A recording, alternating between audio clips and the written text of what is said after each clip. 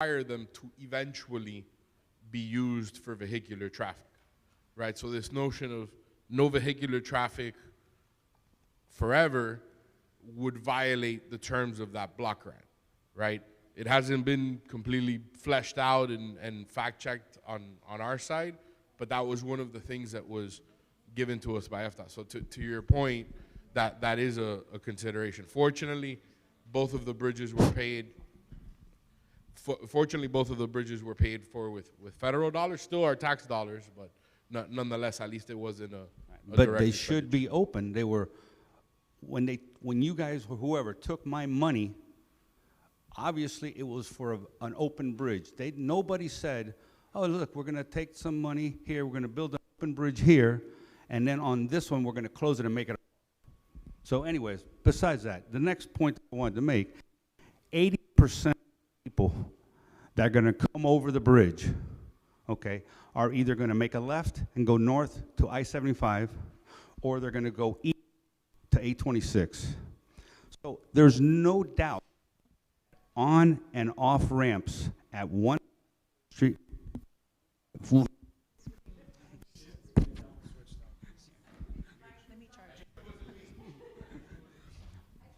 There's no doubt that on and off ramps at 154th Street and 170th Street is the answer.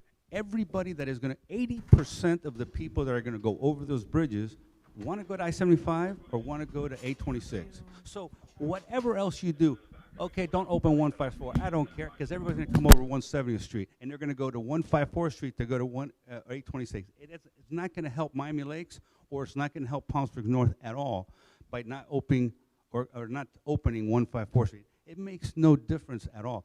When I talk to our people, I go, who cares if they don't open it?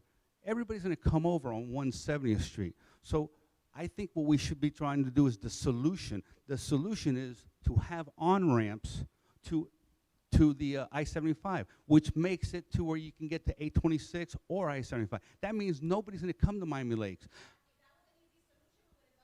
Well, but it is. So I'll tell you one of the reasons. Yeah, go ahead. I was just going to comment. We've been trying to have that solution. That would have been the perfect solution for everyone, right? But to your point, do we want on-ramps? Absolutely. And do we care about opening 154? Absolutely. And I will tell you, I have many neighbors. I live in Royal Palm Estates. Our community has one entrance and one exit, and it is on 154 without a traffic light. So I risk my life on a daily making a left onto 154th Street. So opening that bridge for the west side of Miami Lakes, for the residents that live in this west and that west side, that live in Lake Glenelle and that live near the Starbucks, to flow the traffic on 154th Street. We've got 3 or 4 cops there every morning. You know how much that costs this town?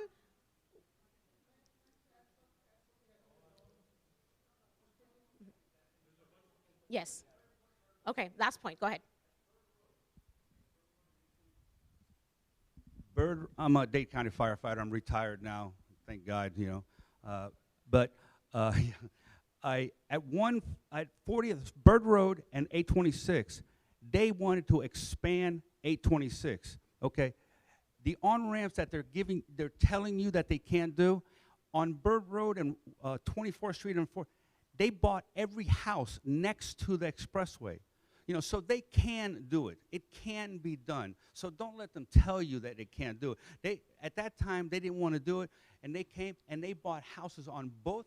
Can you imagine? They bought 50 houses on each side just to make the 826 wider. Right, exactly. But I'm just saying, so don't let them tell you they can't. It can be done. It can be done. Okay. So I know we have a lot of folks waiting. I just want to make sure we get to everybody, and then I'll give everybody another chance to bite at the apple. We got 1, 2, 3, 4. He spoke. You spoke? No, he didn't speak. No. No, go ahead. All right. I'm much further up. I feel my particular part is very underrepresented because it's not part of PSN. It's more of the Lakes on the Green, Marbella Park, Lakes of Avalon, a section of Country Club, and even Esplanade. You're talking about opening 97th Avenue. you're going to open to complete traffic and flood us over there on Northwest 86th Street. We already have the same amount of difficult traffic you guys have in 154th and even 170th. My current job right now, I deal with the different roads on a daily basis. Quite honestly, I despise driving these roads from 4 p.m. all the way until 8. It's not until after 8 in a lot of those main roads, already right now, with the bridges completely closed. And now you're talking about a proposition connecting something to 186. Do you guys not really care about us? Like, seriously. Thank you, sir. And I want to make a point. The reason why we're suggesting the connection to 186 is not because we're interested on traffic flowing through 186. It's because we're interested on individuals accessing the highway. Now, aside from that point, and I know that we have a lot of guests from PSN and we have a lot of guests from unincorporated areas, and I feel everyone's pain, right? We are all experiencing the same pain, the same gridlock, the same traffic. But in these chambers, this board that is sitting here, this council, is 100% dedicated to the well-being of the town of Miami Lakes. And if we could bring relief to everyone, we would. Traffic relief to Miami Lakes and not creating more gridlock in Miami Lakes. And so, and please do not take this the wrong way. I don't mean to offend anyone. I just want everyone to understand that we cannot please everyone at the same time. No, but you are welcomed in our chambers, and I do not ask you to leave, and I do not want anyone to leave. But I want everyone to understand that this is picking and choosing. It's the city of Hialeah gridlock or Miami Lakes gridlock or PSN gridlock. The traffic has to go somewhere. And when we negotiate these things, it is very difficult. And for many, many years, we have been negotiating on behalf of this whole section, right? This whole area that includes unincorporated Dade, PSN. And I understand that, right? And I understand that, but you're unincorporated, so you don't have a municipality that represents you. You have a commissioner, and I believe that you have a council, right? An area council. But for us, right? And the reason why I say this is because I want everyone to be very well aware of the fact that when we look at these agreements, we are looking for the best interest of Miami Lakes, and I don't want to pretend that it's any different. I want everyone to understand that, right? If I have to make a decision between opening 170th and opening 154, the decision will be to open 170th because it is on the outskirts of the town of Miami Lakes. And it's not because I want to affect any other community. We do not. We do not. We do not control your territory. This council does not make decisions over the area where you live. We don't have that jurisdiction. So we own half the road on 170th on our side. That's our argument in our. We do not own 186. We own half the road on 170th. That's why we have jurisdiction over what we can do on 170th. Look, I understand. It's not a great situation for anyone north of Miami Lakes either. It's not a great situation for us. But our priorities are our residents, and that has to be our priority. I suggest that you lobby your county commissioners and your local politicians because they, I'm sure, would love to hear from you guys. One thing that we have discussed, and it's not part of the agreement because it's not within our town, we can't really, is the manager suggested to the county, well, maybe they would consider, and they don't want to put it as part of the agreement, but maybe they would consider at 186 on 87th Avenue, do 2 turn lanes left onto it. You tried that? But those are the types of things that you guys, the people who live north of us, you need to try and lobby that, because those are the types of relief that you need. Something that can alleviate that traffic. Where you guys do have representation, actually elected representation, is your community council. So we've been in disagreement with the community council for a while, like the American Dream Mall. They approved it. We were against. There's a school being built on 170. You know what I mean? The development on the county side north of 170th, we were the only ones that actually fought against that. And that, although it's not in Miami Lakes territory, I know, but But So I'll tell you another thing, and our staff has informed us. All these projects, there's 2-turn lanes, they've all gone to your community council, and nobody shows up. Nobody goes to argue it. That's not. Look, man, I appreciate that, but to the councilwoman's point, we are the town council of Miami Lakes. We cannot make decisions for the betterment of an entire Northwest Dade corridor. It's not our purview.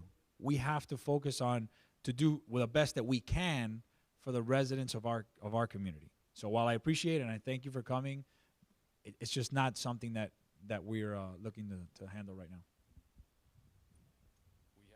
I got 1, 2, 3. Yeah. I have two simple questions. I think, and maybe a little bit confused. If they go ahead y se ponen las pilas and they build 97th Avenue all the way, then is it still that they have to wait 10 years? Very good. All right. The other question that I'm a little bit confused on is on the off or. The only way that they can open 154 before the 10 years is if we get the on-ramps on I-75 at 154th. Okay, so that is one of the reasons why we put it in there. They don't want the committee. The county doesn't want to have us with a 4 votes out of 9 on a committee council. They don't cede authority typically. So I said, okay, if you don't want the committee, then get us what we want, which is connectivity to I-75. You do that, the committee goes away. Open 154 with the on-ramps, and our residents are happy. That's what our residents want, is connectivity. So, yeah. The on-ramps are on both sides, right? They're on their side and on our side so that we can flow into. Okay.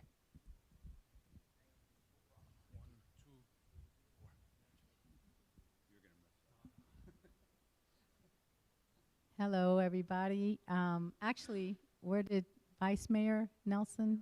He left. Well, if anybody can, okay. Well, he does know now. Okay, we do not have an HOA. The only HOA we have is to spray the lakes, the 3 lakes in Palm Springs North. Okay.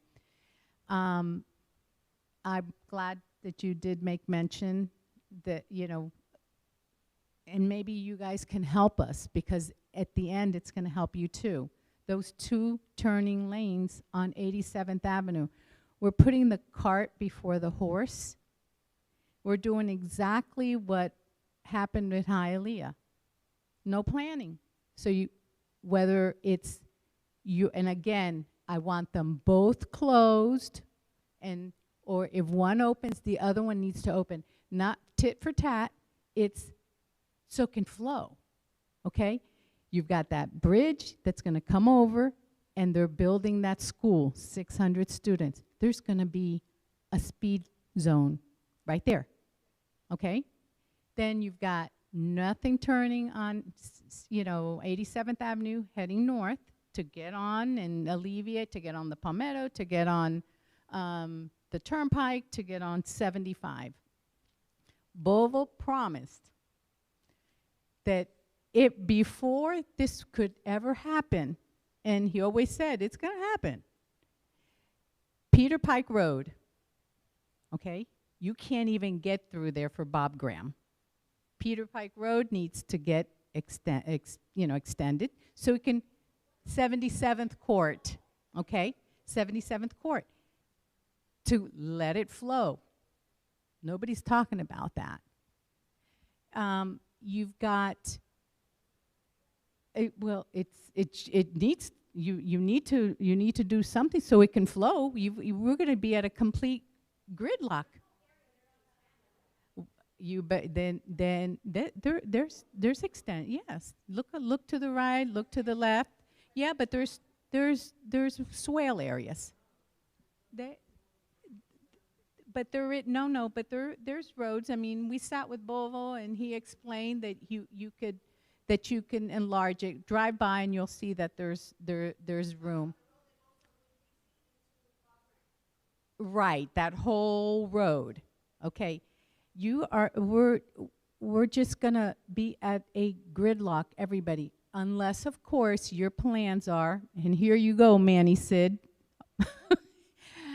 unless you guys are planning to close your municipal road, and I'll repeat it again, on 82nd Avenue and your municipal road on Miami Lakes Drive to keep everybody else out, because you guys seem to be very content and very thinking you keep that bridge closed, that it's not going to affect you guys. Well, even if you do decide to say no turning lanes on 82nd or Miami Lakes Drive, we're school of choice. You've got people who go to all of your schools, our schools, everybody's school. So you guys really need to think of, you know, I know we're the county, but we need help. We don't have the resources, you know? And help us open these arteries if they're going to go ahead and open the bridge, because otherwise they're going to open up both. Again, I want them both closed, because everybody seems to think that I want them open. No, I would love them to stay closed, but you can't open one, and it's going to affect you guys too. So we need your help. Maybe you can add it on there. When you refer to opening arteries, what arteries are you referring to? Okay. Well, first of all, we need you before you open, or else we're just like Hialeah, not making plans. We need Plan B. And to be fair, we've been planning for years. We have a master transportation plan. We've been planning with FDOT, with MDX, with Miami-Dade County. All of our plans have fallen through. We've On deaf sued ears. them on plans. On deaf ears. Right. So we've planned, and this feels kind of like an invasion on our plan, because we've been very responsible with regards to development, growth. We are growing beautifully, right? So we're not doing what Hialeah did on the west side. No. Pushing for this to open without us making plans, whether it's the county or you guys. If we don't get 2 turning lanes, right now, 10 cars can make a left to get on 75, who then can go on 826. But there's times where you can't even on 186. There needs 2 turning lanes, and to start further south. I just want to clarify, we're not pushing to open these roads. They're forcing these roads. No, I know, but I'm asking if maybe no, I understand. But if maybe with your, maybe you can add to your plans, because this will help you guys and us. Peter Pike Road, 77th Court, that needs to get, again, we're going to be in a gridlock. The improvement that you're suggesting was talked about. That's all that we can say about that right now. Okay. Okay. And I was going to add the part, but you answered it, that it's going to cost $1 billion because Bovo actually promised us also that there would be on 162nd access to under the bypass to get on the Palmetto. Okay. So anyway, just maybe add some of that stuff. I think it'll help all of us.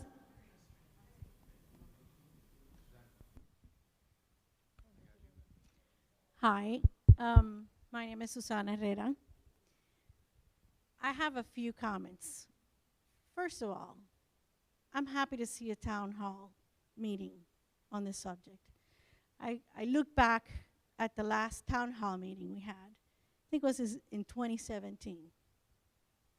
Shame, right? 5 years has gone by on such an important issue, and we haven't had the opportunity to brainstorm with all the parties. So I went back to my notes, because a lot of you might have seen my emails, other ones have not. Back in 2017, April 2017, I sent an email after the town hall meeting where Bovo, Commissioner Bovo then, was here, and his demeanor towards the residents of Miami Lakes was almost defiant, right? And when we brought up the interlocal agreement, and we told him, listen, this is a legal document, this is a good document by all means, as provided by the town, he laughed at it. He says, that doesn't hold water. And you know, in that meeting, I remember getting up and saying, hey, you know what? We should try to partner, because and back then the card was being played that Miami Lakers were above Hialeah. And that burned me up, because he threw that several times. And it's not about Miami Lake residents feeling that we are above or below anybody else. But we feel, and we argued then and we argued now, that there's got to be a responsibility in generating connectivity, right? So jokingly, I told him, I said, you know, maybe we need to think outside the box, right? Let's think outside the box, see how we can get educated. Literally, I went home that night, and in my dream, I came with a bridge design. Ni pa ti, ni pa mi. Right, 2017. And I work doing highway construction. My company builds roads. I work with some of the best designers in the state of Florida. And I sat with my boss, and I said, this thing came to me yesterday in my dream. I drew it out, and you guys have the design. I drew it out, and I said, can this be built? And he sat there with me, and we looked at the aerial pictures, and we did the measurements. And he has history on those two bridges, because he was with a contractor that built that section of I-75. So he knows the history of DOT. He was working for DOT to build those bridges as a condition to build I-75, okay? So he had a lot of history, and I grabbed onto him, and I showed him, and I said, what are the reasons? And he says, this is a great design. This makes perfect sense, because you're allowing connectivity, right, by throwing it into the state roads without having to impose on each other's residents, right? Because the town has been responsible in our growth and the projects that we have allowed and the densities that we have allowed. We all know Hialeah hasn't done it, right? So back then we threw this out. I think we even, on another couple of months after that, we threw it back again to town council. We threw it finally to DOT, because for a while we didn't submit it to DOT. We submitted to DOT. DOT came back with a letter. I offered the town my opinion on what the DOT has said. DOT said that 154 and 170th were too close, whatever. Look at Palmetto on 57, 47, 37, 27, 17. Or go to I-95. The speed limit is the same. So you could have pushed it out. It could have been argued. The other thing that we brought up at the time, 170 was originally designed to have a main highway. It was designed to have 2 lanes on both sides, because originally 170th was going to be open side to side, and that we realized that was on the books for Miami-Dade County for a long time, and they end up taking it off their books, out of their 5-year program or whatever, 10-year program. I think, correct me if I'm wrong, Manny, but I think that came off the books because Miami-Dade County desisted in building 170th. That was their choice, and now they're bringing it back. So in the email when I been back and I gave the counter, the town's position was, hey, we're gonna fight for it, and we're only gonna discuss or push DOT further if this doesn't come in our favor. So then that brought us to the legal consideration. And here's the problem. Let me tell you, I was sitting in my house watching it on Zoom, and I was gonna wait for public comments on Zoom, but something grabbed me and just cranked my butt out. I'm sorry. So the next step to the consideration is, you know, we were told that this interlocal agreement doesn't hold water. And I remember vividly, because I was very active back then in coming to the town meetings, we brought that to the town attorneys and say, do we have a solid agreement to fight on, right? Because we were debating whether the council should put legal fees into something that may not be holding water the way Bovo would mention. So I'm appalled, excuse me if I'm gonna be blunt, I'm appalled that I heard that the town and the council knew that that interlocal agreement was not solid because the county had not signed off on it. I am blown away because I cannot tell you how many council meetings, Mita, we sat here and held that interlocal agreement as if it was as solid as the concrete wall we're looking at. And we felt comfortable making decisions to go on legal on that. So I'm kind of perturbed that now I'm being told by the legal counsel of the town, well, we knew all along we had issues with the interlocal. I'm not going to throw Weiss-Serota under the bus. I'm not going to throw Weiss. Hello. There we go. I'm not going to throw Weiss-Serota under the bus. It's a very good law firm. The problem they had at the time is the same problem we have right now. The county wouldn't sign it. We intervened in a lawsuit, in an administrative proceeding, where Hialeah and the county were trying to change the zoning and everything else. We did everything we could at that time to stop it. There were some changes made, there were some things done, and we were able to come to an agreement with Hialeah on 154th Street. The county would not sign it. It's not that someone dropped the ball. It's not that there was a mistake. The county would not sign it. The council at the time knew it. It was debated in executive session, and they decided to go forward with it anyway. Had I been there at the time, had I sat where they were, I would have done exactly what they did. The county said, we will not sign it. We do not. The residents, the residents were told. Well, I can't control that. No, there's video. Okay. Residents were told because you had to offer a legal opinion on whether that interlocal agreement would substantiate legal action against Miami-Dade County and Hialeah. That was the agenda item. We are not suing on 154th Street. We filed the lawsuit on 170th Street. The agreement on 154th is completely separate. What we see coming is that 154th they're going to sue on. We were holding on to an interlocal agreement on 154th. We knew going in 170th. We didn't really have that much to go on that one. But we were told as residents that 154th was going to be a done deal because we had an interlocal agreement that held the legal requirements and water of the argument never to open 154th. That was a condition that was set up to annex the Hialeah area over there. So you can't cherry pick. You can't cherry pick in an agreement which terms you're going to acknowledge and which terms you're not. If you're invalidating that interlocal agreement because Miami-Dade County didn't want to sign on it, then we're going to take the property that belonged to us because it was a condition of the settlement. Okay. Right or wrong? I mean, I don't know, but that's what we were told as residents. You're not accurate on quite a few things. Okay, Number what is the accuracy? Number one, by the time that interlocal agreement was being done, the area had already been annexed. Miami Lakes had stepped away. The timeline is a little different. Miami Lakes, by that time, had decided not to annex. So it was just a matter of the plans that they had going on out there. After they annexed, we were objecting to it. We objected to those plans. We did the best we could at the time.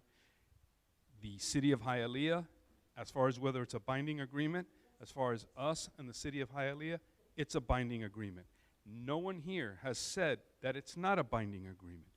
Enforcing it against Miami-Dade County is a problem, but without going through all of my arguments that I would go through, I would be using that 154th Street agreement if they tried to open it, because there are certain things within that agreement that would make it very difficult for Hialeah to pass over the road, for Miami-Dade County to open that road, because Hialeah has to make certain concessions in that agreement for them to be able to do that. And I would object to those concessions being made in that agreement because we have an agreement with Hialeah that they cannot make those concessions. So yes, the agreement has quite a bit of validity. Unfortunately, the county wouldn't sign it, but the agreement is worth a little bit more than the paper it's written on. It really is. Well, and that's I will use it, but I can't. But that's not what's coming out. What's coming out is it's going to open. It doesn't hold water, and you don't have But no one's legal ever said standing. that. No one's ever said that. When I started the meeting, I discussed what are the risks of doing the fight to the death, right? And the risks are we lose on 170th, and they will file to open 154th. We'll have to file another lawsuit, a separate lawsuit, in which case we will try to enforce that interlocal agreement with Hialeah. That is also a risk. We also risk losing that lawsuit. So that's the determination that we have to make. Are we willing to take the risk and fight on 170th and then take the risk and fight on 154th? All of which will probably happen. Why is there a risk on 154th in a local? Because any attorney will tell you in any litigation, there's always a risk, especially when you're going up against a Miami-Dade County and a county court. You know what? Listen, I get it. I understand.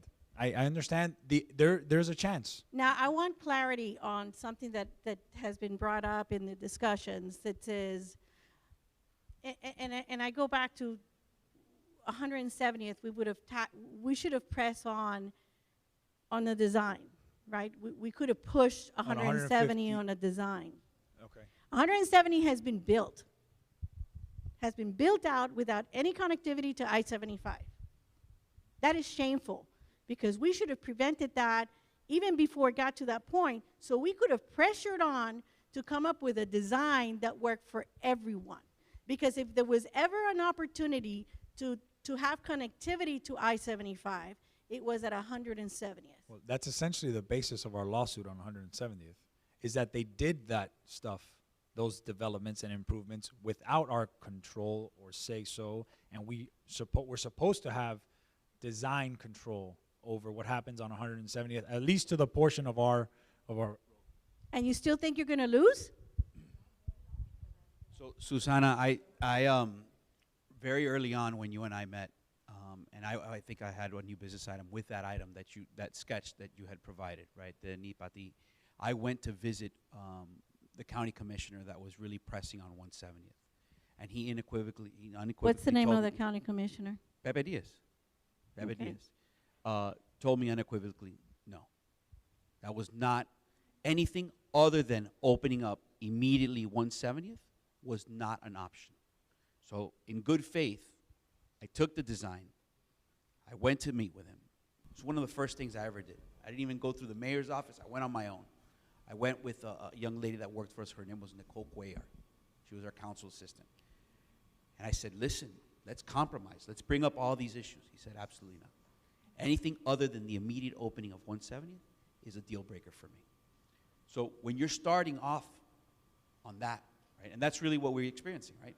And that is the basis that you're starting on. To add to that, before you continue, to add to that, we lobbied in Tallahassee in the offices of FDOT. Every time that we went to days, we lobbied for connectivity. The Vice Mayor Rodriguez and the rest of the council members, and we got turned down every single time. So I don't want it to seem like we didn't push for it.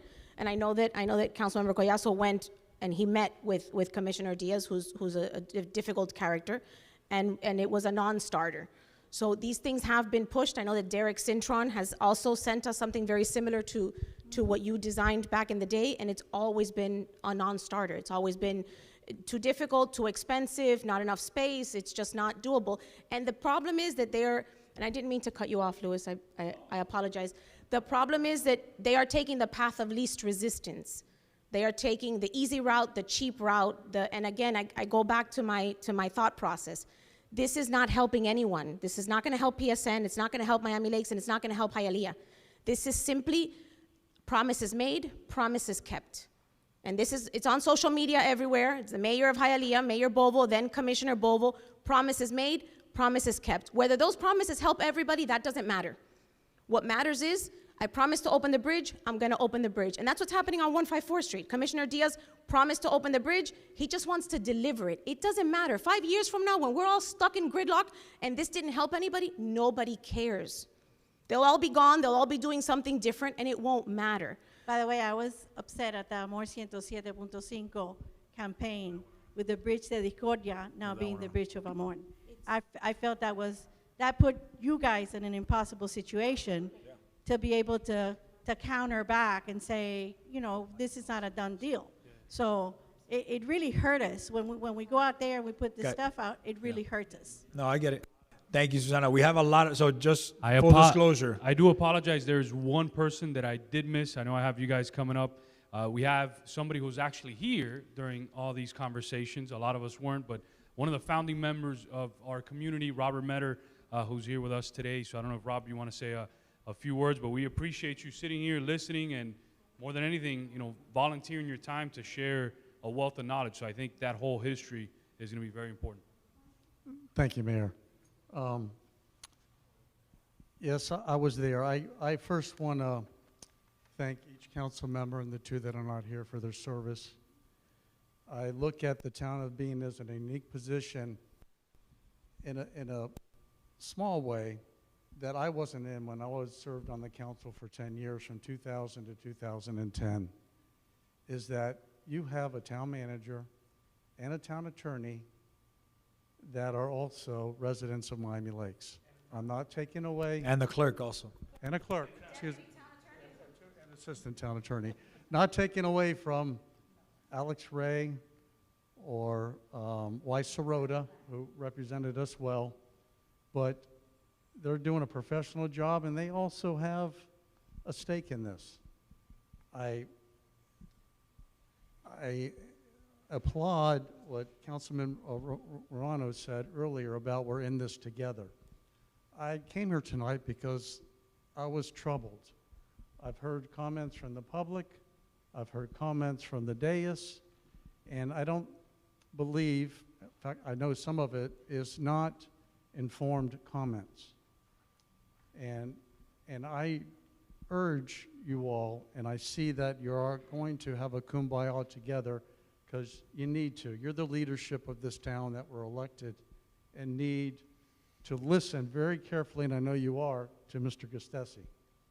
I was in many executive sessions. There's a plausible argument tonight. I may jump around here a little bit, but my mind's racing, so please bear with me. There was a stretch of 87th Avenue between 154 and 170th that was not open when I was on the council, controlled by one landowner. And there was an eminent domain proceeding started that Commissioner Sejas started to get the ball rolling. So that is another option. I'm not saying to put fuel on the fire. When the county comes back and says that we normally don't open up roads until developers are ready to put in the infrastructure, that's not necessarily true. We all know, we've lived here, I've lived here all my life, I was born and raised. I've lived in Miami Lakes since 1964, up until my wife and I moved in 2000 and whatever, 14, 15. So I've been here close to half a century. And I want to make a couple of comments. I think it's important what the council can share, Vice Mayor, is we're talking about segments that you want to have on the table. Really what it boils down to me, as to former Councilman Vice Mayor Nelson Rodriguez and you all here, is deliverables. What you're talking about here is deliverables. When I was on the council, I was in charge, Mayor Slayton put me in charge of transportation. I've sent letters, numerous letters to this town council. You have them, where we wanted to have an on-ramp onto I-75 off 154 going north.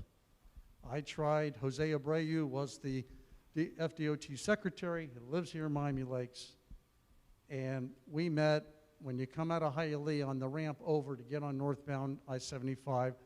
I wanted to have an off-ramp there to give the public that live in the west side of Miami Lakes, and this is well before Lennar project and well before the annexation, to give people choices to go up over the ramp, to get off in their neighborhood, or continue to get off at Northwest 154th Street, and you have the two left turn lanes. That would unclog traffic tremendously. But there's not enough road segment there, distance-wise, to have an off-ramp without even affecting the bridge. We're not talking about affecting the bridge.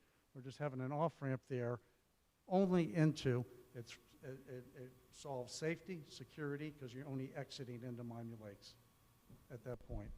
On the opposite side, let Hialeah do what they need to do for their people. Have an on-ramp onto I-75 so they can connect into the Palmetto, continue on the Gratney or Cotigny, and go into downtown or wherever they may. Those are plausible and solvable issues. It's all about the political willpower and getting everybody on board. And also using the Gratney that have been suggestions when Councilman Rodriguez was on the council with his allies and things that he's championed collectively as a group. So there's many things there. As far as historical goes, and I thank you, Mayor Sid, for giving me that opening. I've heard comments about the annexation, that Miami Lakes didn't annex. Whatever side you're on, and this is not a duck and cover by me, but these are the facts.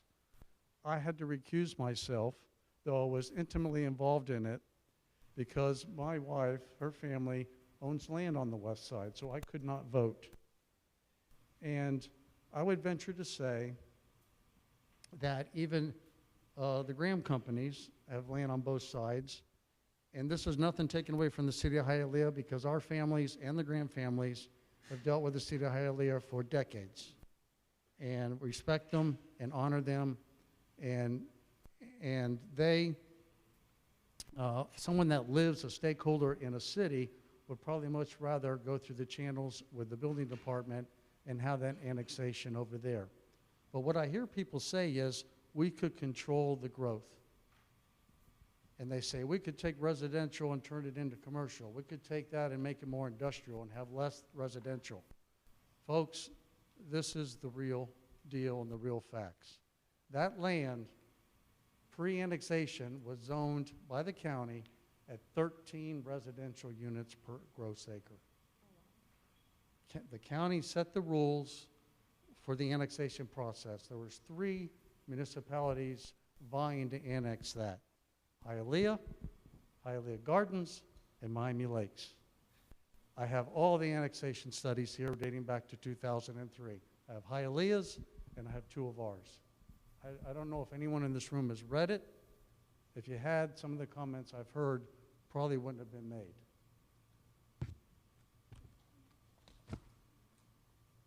What the county did was they reduced the zoning on the residential to 7 with a potential to 8.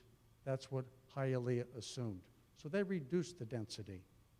What you cannot do and say, okay, I'm going to let parcel A build, but parcel B, we're going to wait 2 years to have smart growth. Legally, you can't do that. The council recognizes that. The town attorney recognizes that. And those bridges would have been opened a long time ago, because Miami Lakes would have had to got the services over to the people.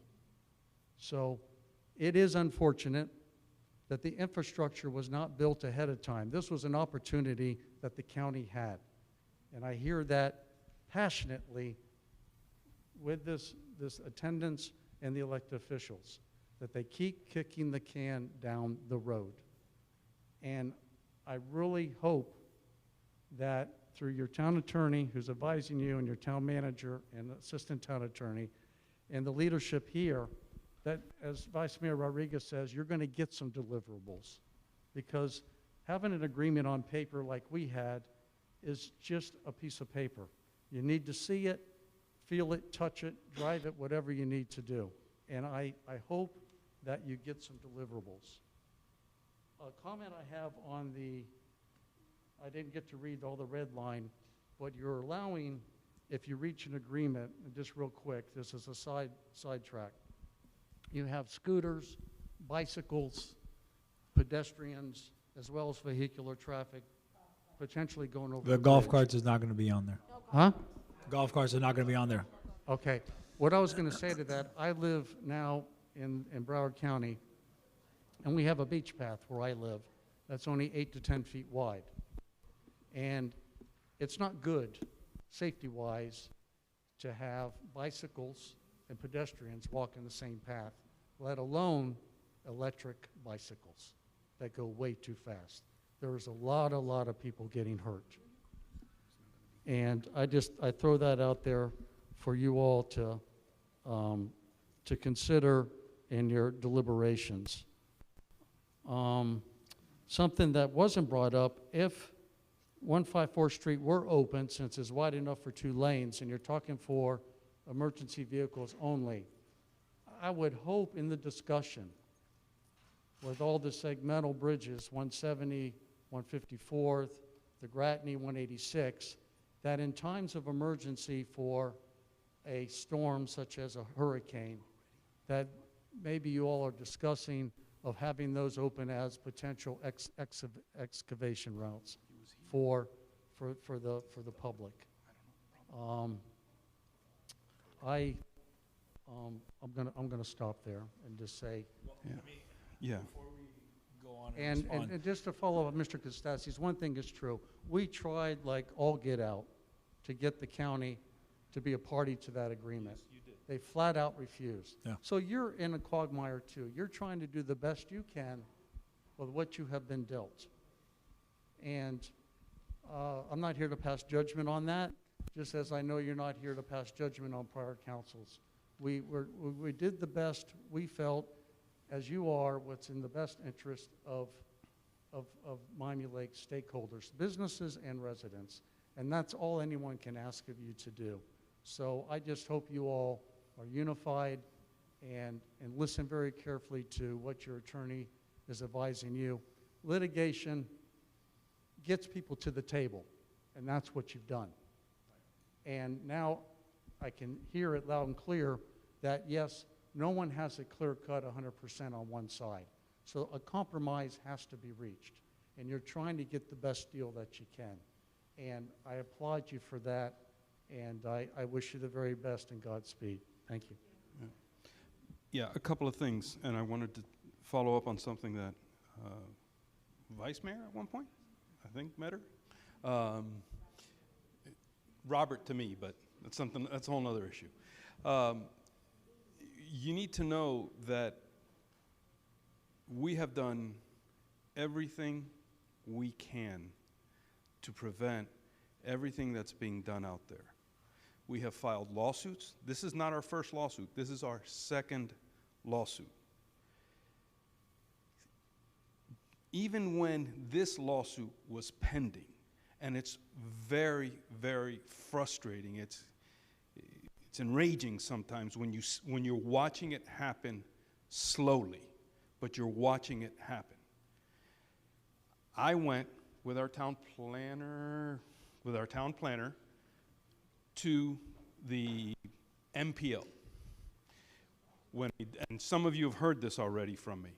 When they were trying to change one of the developments that was technically in Dade County. Dade County and Hialeah are divided on 170th Street, depending on where 170th lands, because it winds around. There was a developer who was trying to change his development. His development as it stood didn't work for him.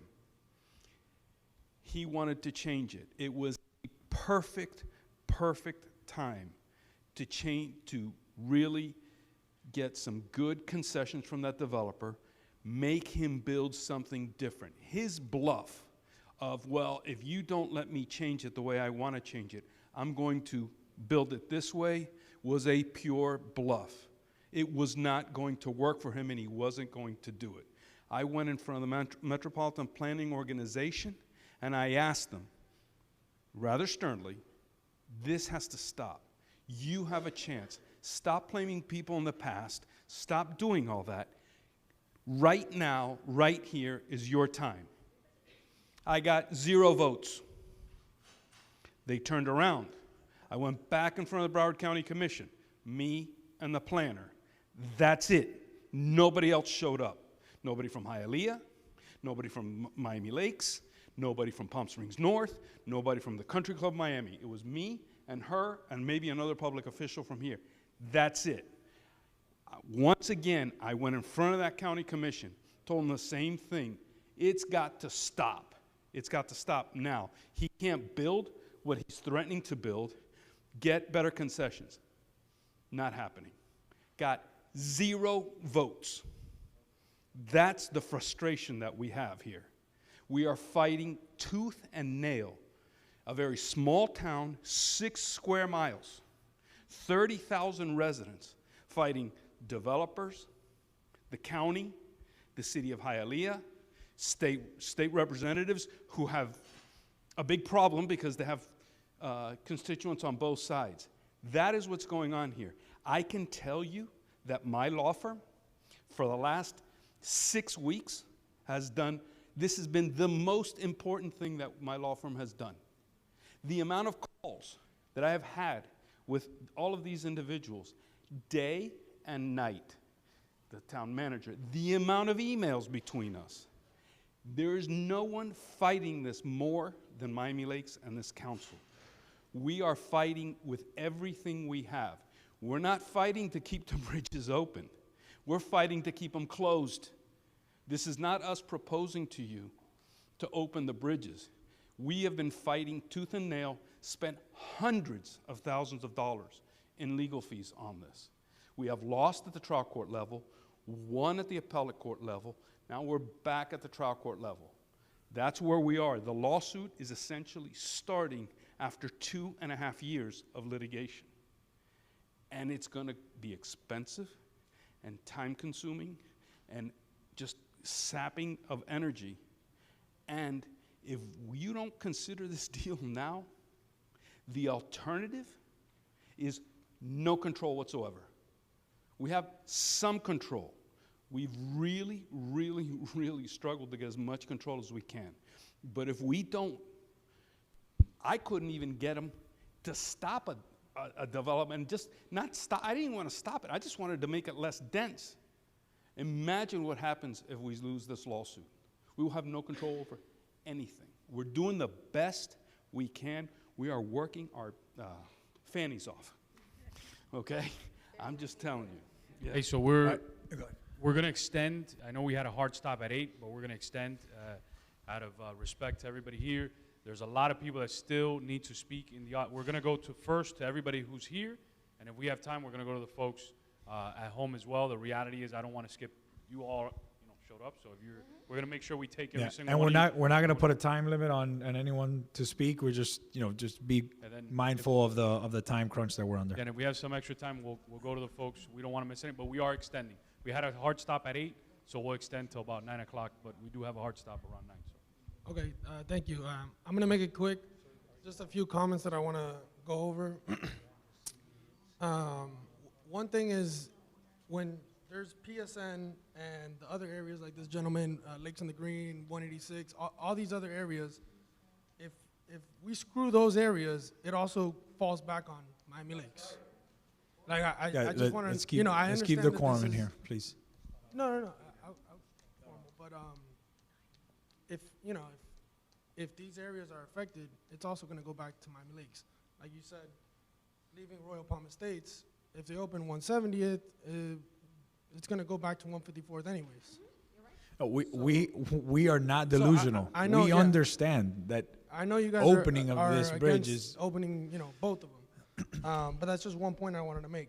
170th as well. If it opens up, there's space there to make it 2 lanes back and forth, right by where the bridge is. But then it just goes straight into Miami Lakes by 82nd.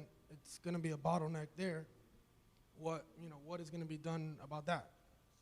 I mean, I don't know if there's on 170th after the bridge. 170th all the way to 82nd Ave.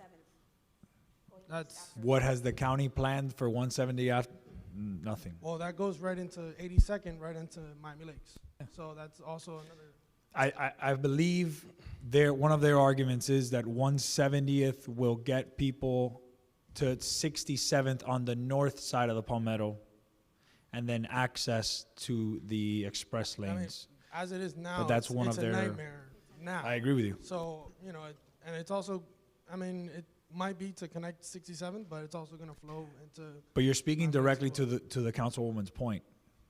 The opening of these bridges is not a solution for anyone. It's not a solution for them, for the people of the west side either. They're going to get stuck in our traffic. We understand, but that's not stopping. And trust me, we've made that argument and we've made that point to them. That's not stopping them from still wanting both bridges open. So what, where's the, like this gentleman mentioned, the political willpower to fight this? Because everything is saying it's getting turned down, and we're just saying no, but what can, how can we continue to have push? been fighting it. We have been fighting it. And that's why we're here today. That's why we're at the table with them today. Because we now have a little bit of leverage over what happens on 170th. Okay. But like I said in the beginning, I'm not sure if you were here in the beginning of my remarks.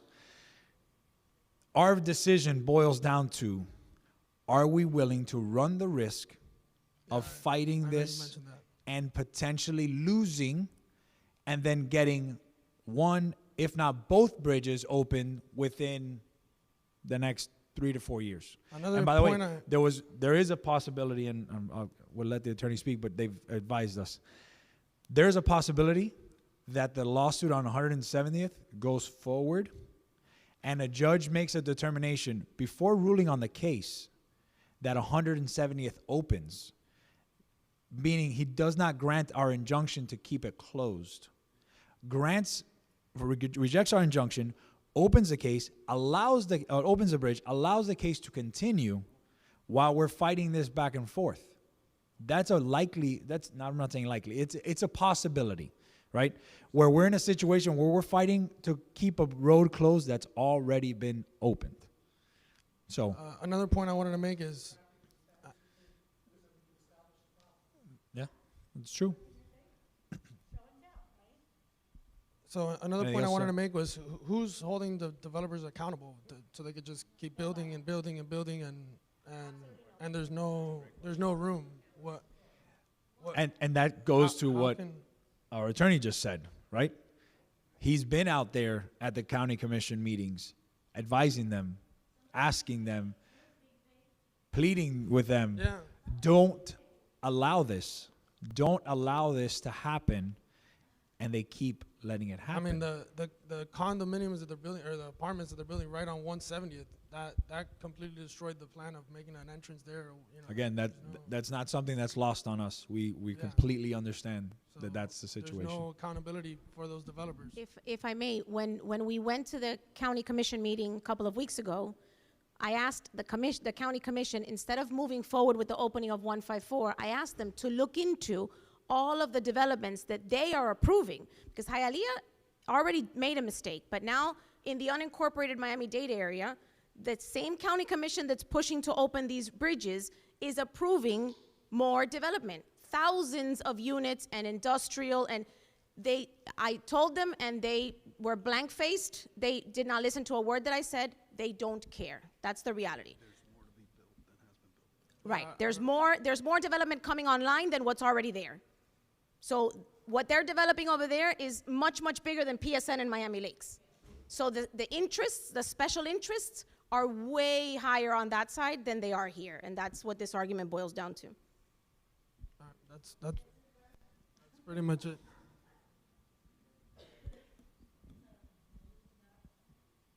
Miguel Martinez.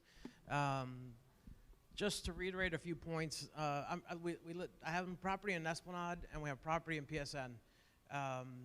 We do have another HOA, so you guys are aware. The town center is an HOA, so you know. Yeah, we have 5 now. I'm the president of the HOA there, so. 186 becomes so backed up that if we have a rehab clinic, and if it is patients in the morning, we actually walk from our house to the town center. It's 1.6 miles, and we will get there faster if we take our vehicle. By foot. We get there faster than if we take a vehicle.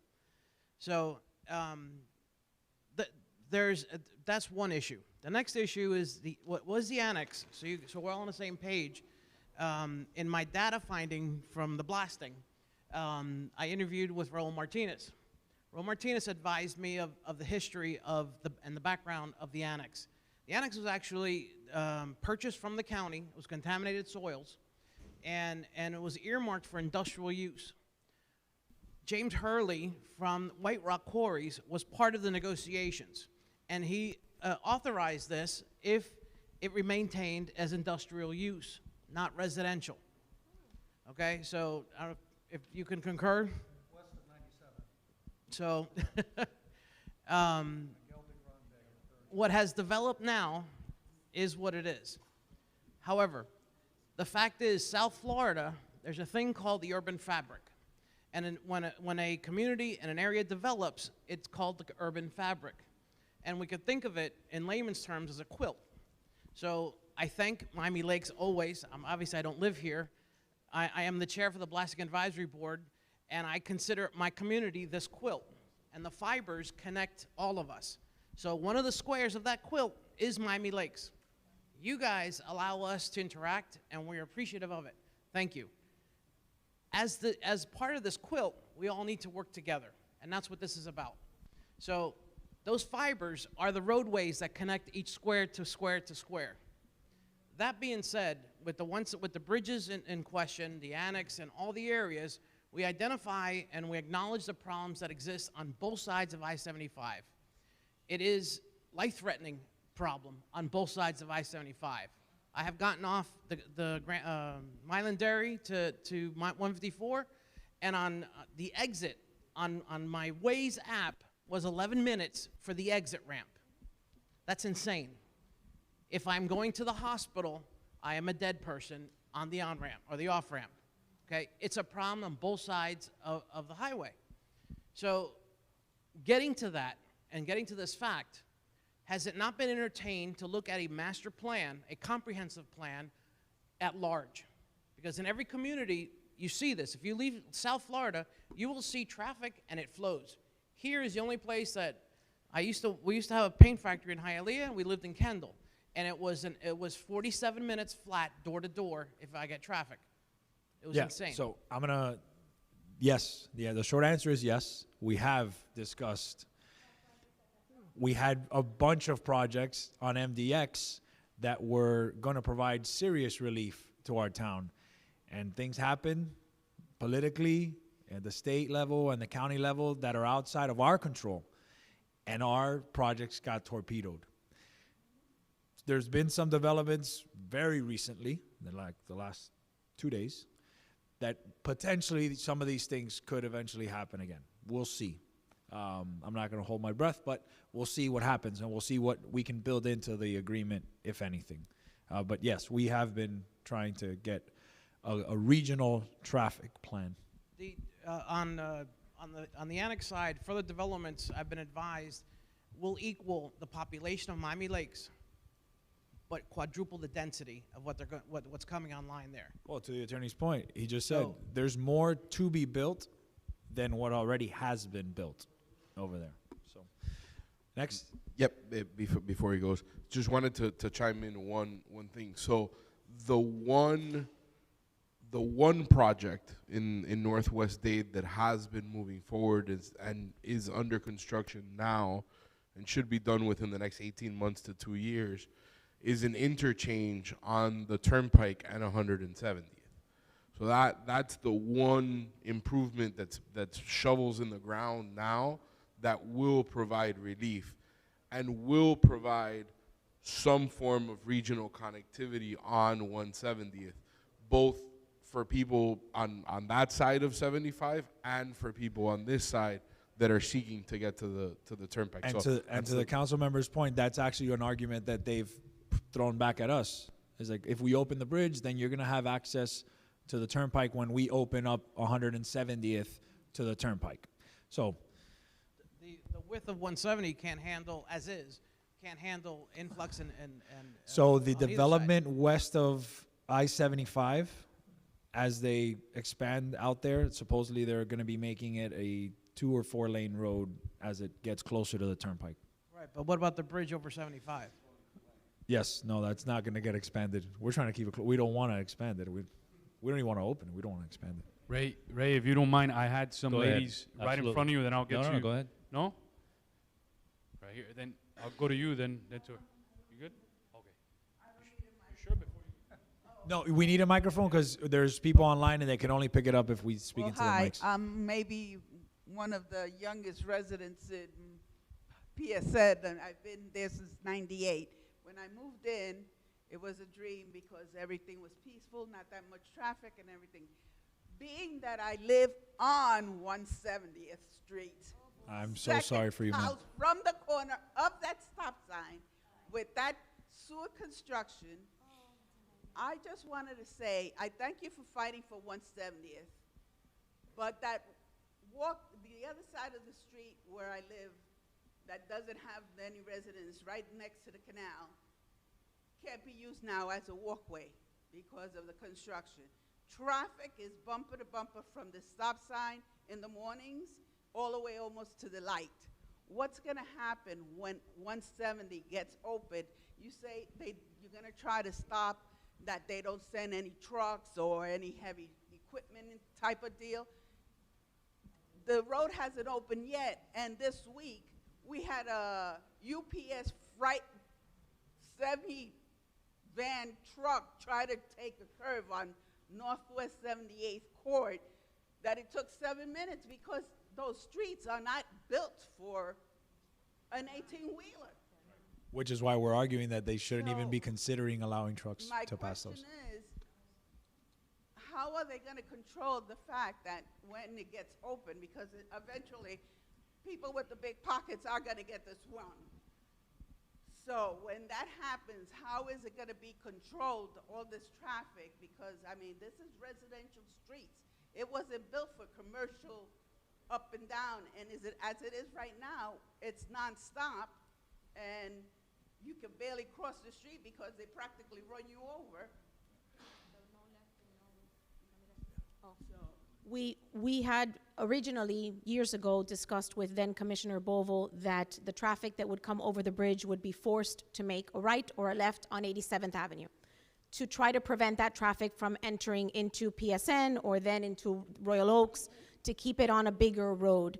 I don't know if they'll agree to that now, but even if they do, it'll be an issue of enforcement because you can put a sign there that says, no through traffic, only right or left. But if there isn't a police officer standing there all day long, people will violate any and all traffic signs that they can. So we will definitely push for that, and it's in there now with the trucks. It's in there with the trucks.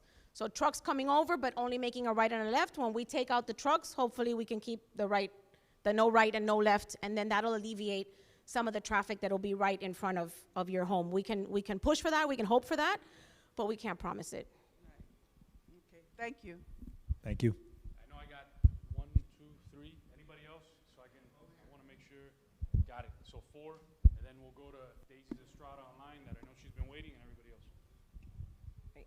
Good evening, everyone. Claudia Lucis. I've been stuck in traffic for 2 hours. That's why I just got here listening to everything. So regarding the truck situation, that is something that concerns me at another level.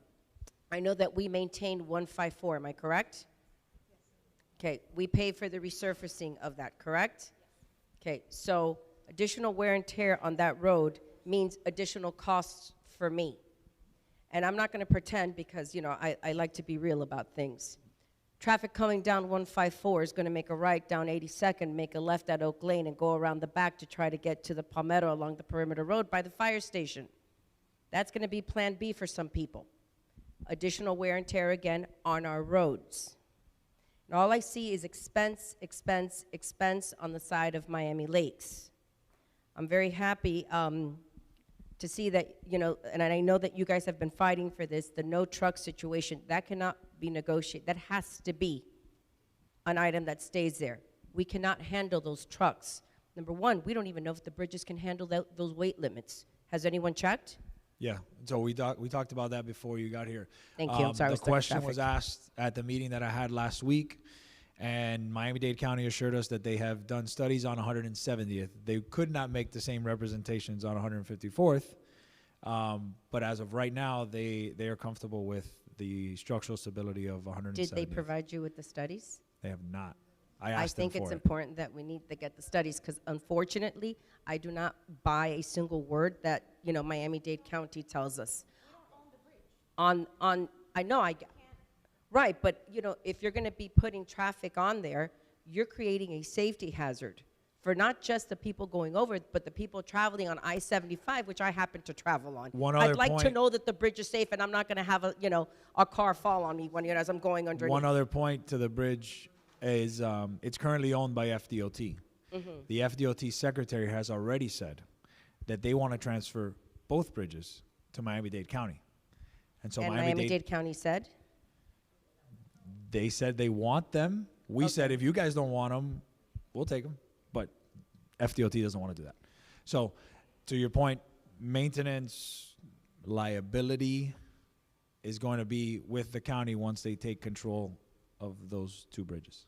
Okay, and on the issue of mitigating, let's say, part of the expense that we now, Miami Lakers, are going to have to take on, because let's not forget, it's us. It's not Hialeah, it's not PSN, it's not anyone else. It's Miami Lakes who has to pay for the resurfacing of 154. If I have to do that more often, is Dade County willing to throw anything in there to help us mitigate that damage? Yeah, so the only concession that they gave us at the last round of negotiations was that they would pay for any and all improvements of 154th. Someone should. I mean, and We are not paying for it. So How not about even the maintenance? pedestrian part. How about maintenance It's of that theirs. bridge? It's on them. Forever. Of that portion of the bridge up to Miami Okay. Lakes' road. Right. And then there's the land adjacent to Miami Lakes and the land adjacent to Hialeah. Mm-hmm. They are going to Take care of that little chunk. Okay. Of the bridge. How kind of them. Now, on the issue of, I'm sorry, it's 2 hours in traffic. It's starting to come out. On the issue of the development, and I know that we've had conversations and you guys have brought it up, but I like to talk about numbers. So I know Councilwoman Arano and I, when we did our little investigative work many, many years ago, we went back there, we saw the 4 developments that were being brought online by Lennar.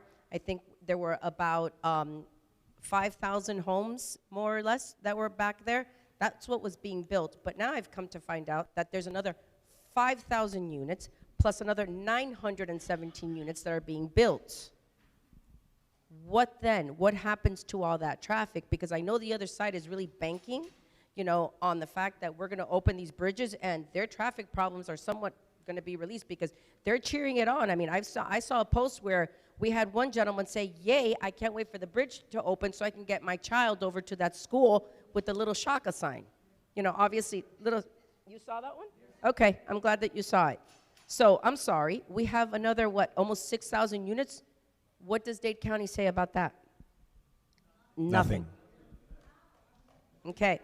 So, to the people here from PSN, because, I live in Miami Lakes, so I have my council people here, I think it would be wise for you guys to organize unincorporated Dade, put something together, and contact your commissioner and all the commissioners as well. Don't think that doesn't take an effect. But you need to also take a stand because and I agree because, like I said, I've been in the car for 2 hours. I've been listening to the meeting, and they're limited with what they can do. However, we are taxpayers, all of us. And our county commissioners are the ones that we have to hold accountable. So make sure that you guys contact them as well, because it's important for them to know what's happening. You cannot build, you cannot tell me that you're worried about safety issues and connectivity, because that's the word of the year, when you have already built 6,000 units, you have no infrastructure, and you're bringing on another 6,000. I'm sorry, am I missing something? Prior I'm sorry, to I'm just, venting at this legitimate infrastructure being in place. Right? Correct. So that's part of the problem. That's the problem that we've been trying to point to them from the from the beginning of this. Is your residents on that side don't know it yet, but they don't want what they're asking for. Correct. Right? Exactly. The residents on that side don't know what they don't know. And but then we get arguments of, well, we have to do it anyway, but we have to do the whole roundabout to get here anyway. That's what the arguments are on the other side is we still have to get there. Some of them still have to get here to go to the schools, to go to whatever and it is, fine. doctor That's their office. choosing. And, again, there's schools on that side too. You Agreed. choose to get on the road to come over here, then you're going to choose to sit in traffic. Right. That's a choice that you're making. Yeah. There's a trade-off. Your trade-off is you're going to sit there in traffic. But, again, to the point, because, I've heard the argument of safety to life. I have seen our fire rescue stuck, not being able to get through. So while we're worried about, oh my gosh, somebody may lose their life over there, well, somebody may lose their life over here. Apparently, our lives are expendable, and as well as our quality of life. So again, I urge everyone that's here, those of you that don't live in Miami Lakes, and even those that do, reach out to your commissioners. Let them know what's happening. And you know what? If you know people on the other side, spread the word. They got another 6,000 units coming. If they think they have problems now, it's only going to get worse, because you're also going to have, in addition to that, a lot of commercial traffic, the semi-trucks, the haulers. So I'd like to see how those residents are going to feel about that. Many of them may not know that's happening. But it's time to spread the word. So, Claudia, I think to your point, one of the things that we can show, that we can stand up as a council, residents, hello, and tell the residents on that side, we're actually all fighting for you. That 97th Avenue connection, we're doing it because it's going to benefit us, but it's also going to benefit them. We're trying to show that we are not being unreasonable in our requests, right? So we're trying to make sure that the county understands that this is a regional issue, not just Miami Lakes. Yes, of course, we're going to take the position that benefits our residents the most, but.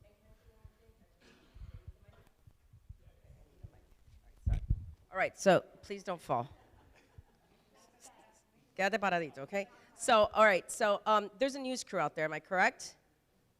Because I saw a news crew out there. There's a camera crew out there. I think it'd be wise to point out that there's another 6,000 units coming out on the other side. So if they think they have problems now, they got another thing coming, because they got another 6,000 units coming. I think it'd be nice to put it out there in the media, and that Dade County is well aware of this, and they're not willing to open up 97th at this point.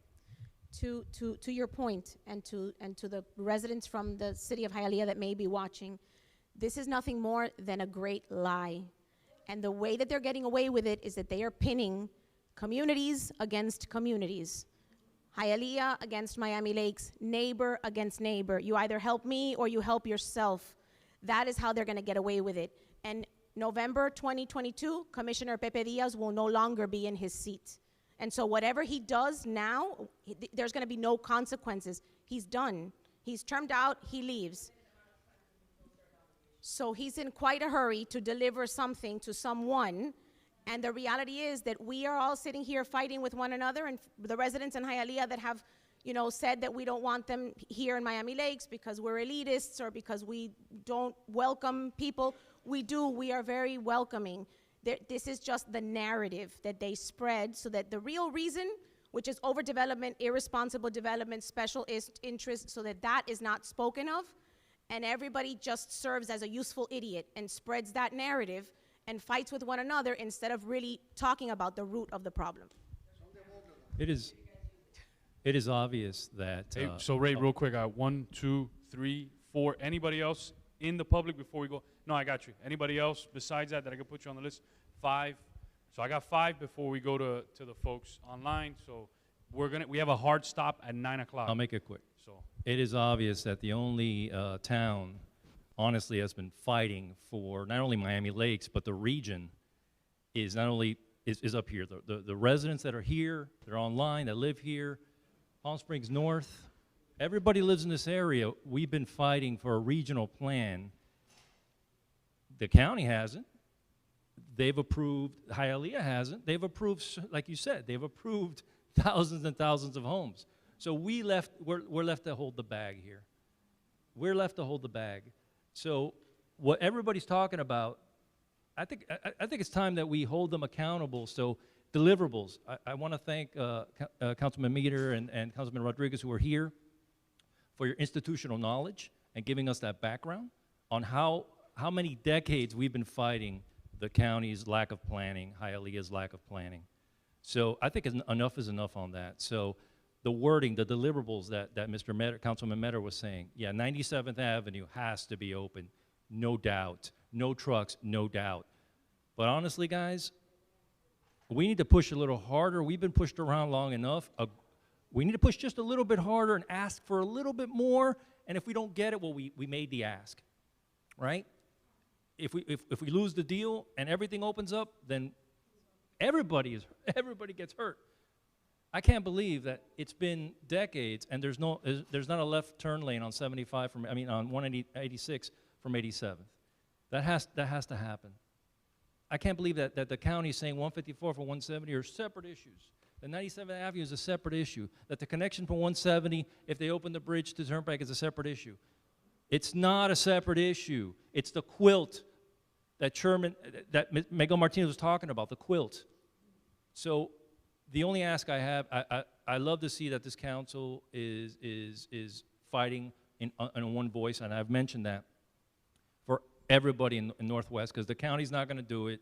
Hialeah's definitely not going to do it. They were lied to. Hialeah's residents were lied to. Palm Springs North residents are being lied to. So guys, ask for the deliverables that are going to help us first. Let's put us first for once, because they're not going to do it. Let's ask in that deal. Ask as much as you can. We are. In the wording, absolutely. Yeah. In the wording, let's make, I know that there's a lot of lawyers here, but so in the wording, let's try to make it as ironclad as possible, so it's not zero gray areas. Zero gray areas. I know you're going to try to do that. I know you earn your money, so zero gray areas. But yeah, we need to be in charge of Northwest Miami-Dade, because honestly, the county's not doing. And Councilman Brown made a good point. People are terming out. Once they're out, they're out. Can we hold on a little more before anything is struck? Right.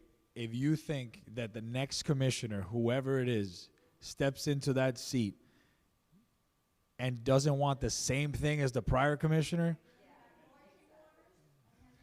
and isn't relying and going around, I don't know, it may be JC, right? Yeah.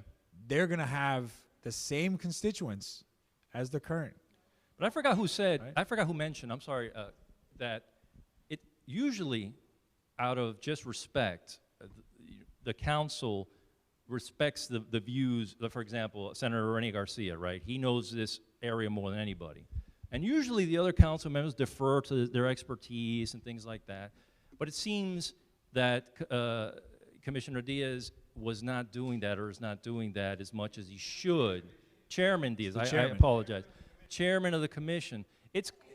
Yeah, but isn't it professional courtesy to say, hey, you live in that area, those are your constituents, I'm going to defer to your expertise, right? I don't see that happening in that dynamic. We were there, we spoke, and that dynamic doesn't exist. So just food for thought, guys, on on the politics. Just don't forget the faces and the names, because they will continue to run for office. Yeah. They are career politicians. Follow them. Remember what they've done. Share it with your friends, so that when someone ends up running for mayor of Sweetwater can realize that person does when they're in charge. All right, let's stay strong, guys. Let's do it. Thank you for your. How many more do you have in here? Again, guys? We have about 5 more in here. I'll try to be quick. First thing is something like this that you guys called. This is good. I think you should have more things like this. Obviously, this is the biggest issue right now, but for many issues. And 2 things. First, I think the agreement could be a little stronger. I think you guys should use your leverage on the potential of 154 litigation. Listen to your town attorneys. I trust them.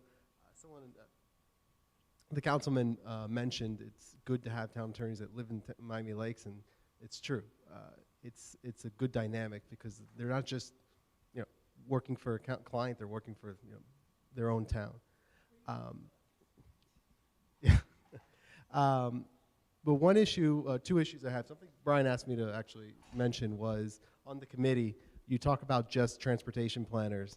That 154 bridge. No, it's not just transportation planners. It's anyone with traffic experience. It could be a planner, engineer. What about? It can't be a public official. What about the structural issues of that bridge? What my understanding is, it's not. Yeah, and an engineer would have sufficient information. And by the way, the agreement reads that committee doesn't just meet and decide. That committee has a marching order to perform a traffic study with certain parameters that we have proffered to put in place in anticipation of that traffic study happening. So it's not just a blank traffic study. It's you need to look at it this way, and we've worked with our staff who are fantastic in putting that language in the agreement to make sure that when that committee does meet, that the traffic study is well done and that the 9 people on that committee have enough information to make an intelligent decision on the issue. So. Yeah, sure. The point isn't about traffic not being analyzed. Obviously, we expect that. There is no provision in here for, along with a traffic study, a structural study to be done of this bridge. Again, they've already told us that they had the on 154. You mean? Yeah. All right, we can ask for that. Yeah. I've seen that because I'm the one that found it. The bridge belongs to FDOT. It doesn't. The bridge belongs. The bridge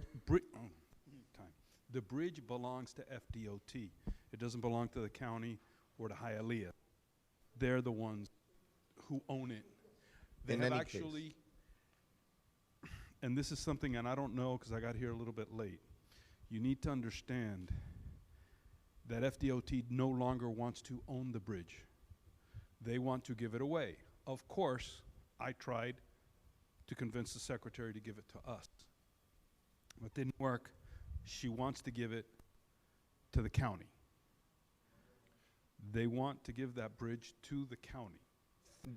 But that doesn't stop us from being able to perform a study on the bridge. I'm sure FDOT will allow a study to be performed on the bridge, and I'm referring We not can make to the the traffic ask. pattern. We can make. It's not an unreasonable request. It's not an unreasonable ask because that bridge has been shown to be below a 50 sufficiency rating, which under FDOT's own standards, But if you want to open it up, what his point is, Miami-Dade County's own attorneys are likely not going to allow cars on that road without that study having first taken place. But at the end of the day, you got to put it on paper. I get you.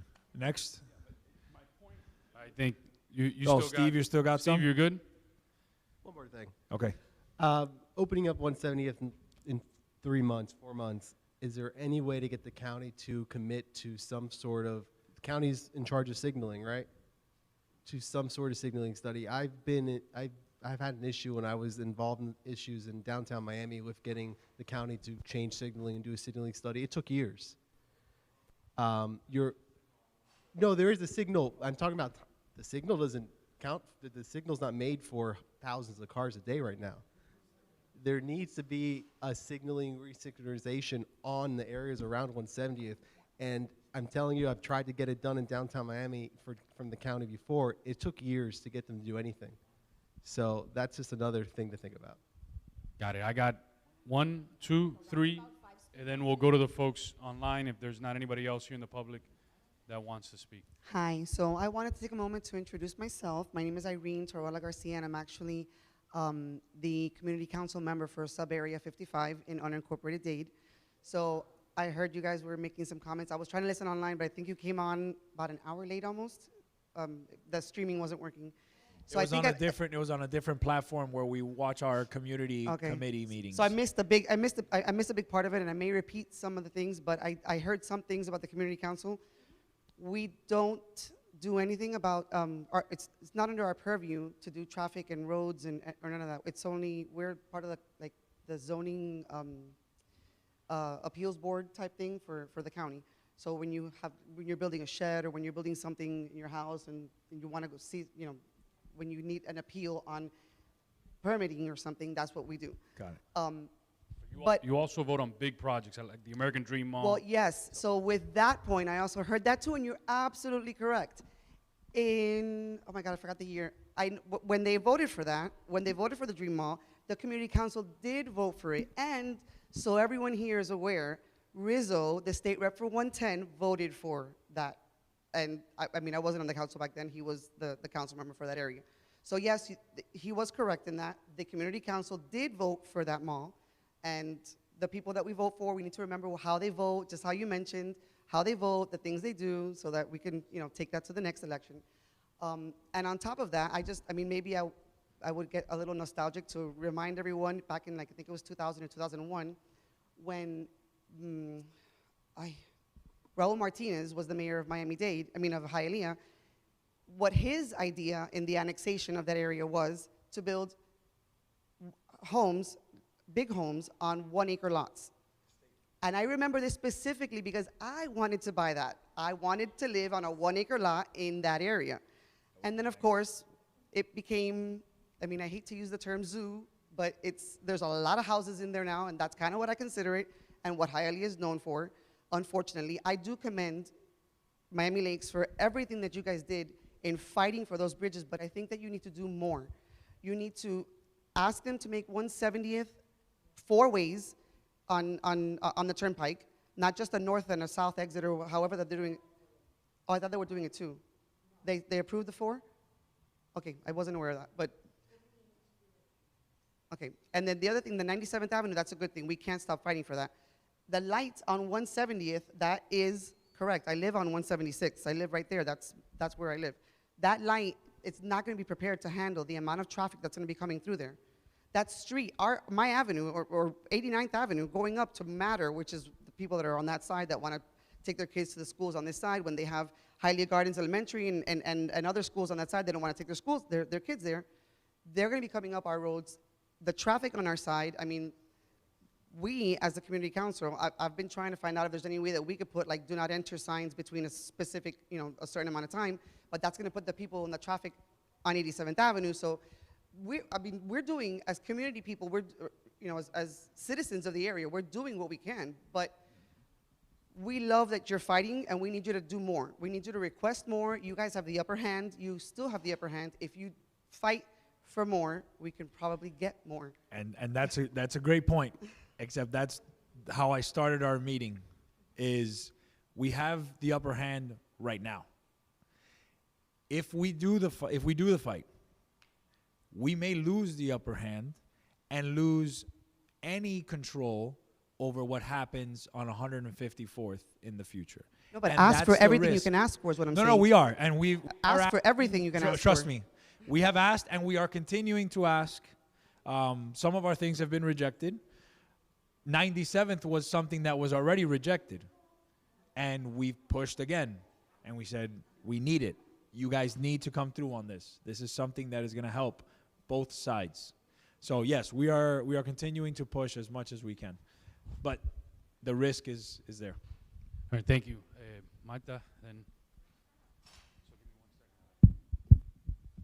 Hello, I would like to thank you for having this forum, and also I would like to thank Meodor and all that council at that time that they got the resolution 555. That's the agreement between Hialeah and Miami Lakes. Another thing, they say Miami-Dade has nothing to do with it, or they didn't sign. There is an ordinance, and it's there. It says that they adopted. If you read that 5.5, it's there. And another thing that came to my mind, why don't you guys do a formal invitation to all those Miami-Dade commissioners that are voting to open? They don't know what's happening.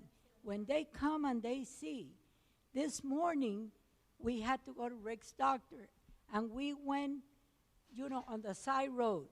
What we saw coming from everywhere, it's unbelievable. So if you make a formal invitation, any day they can come here at any time.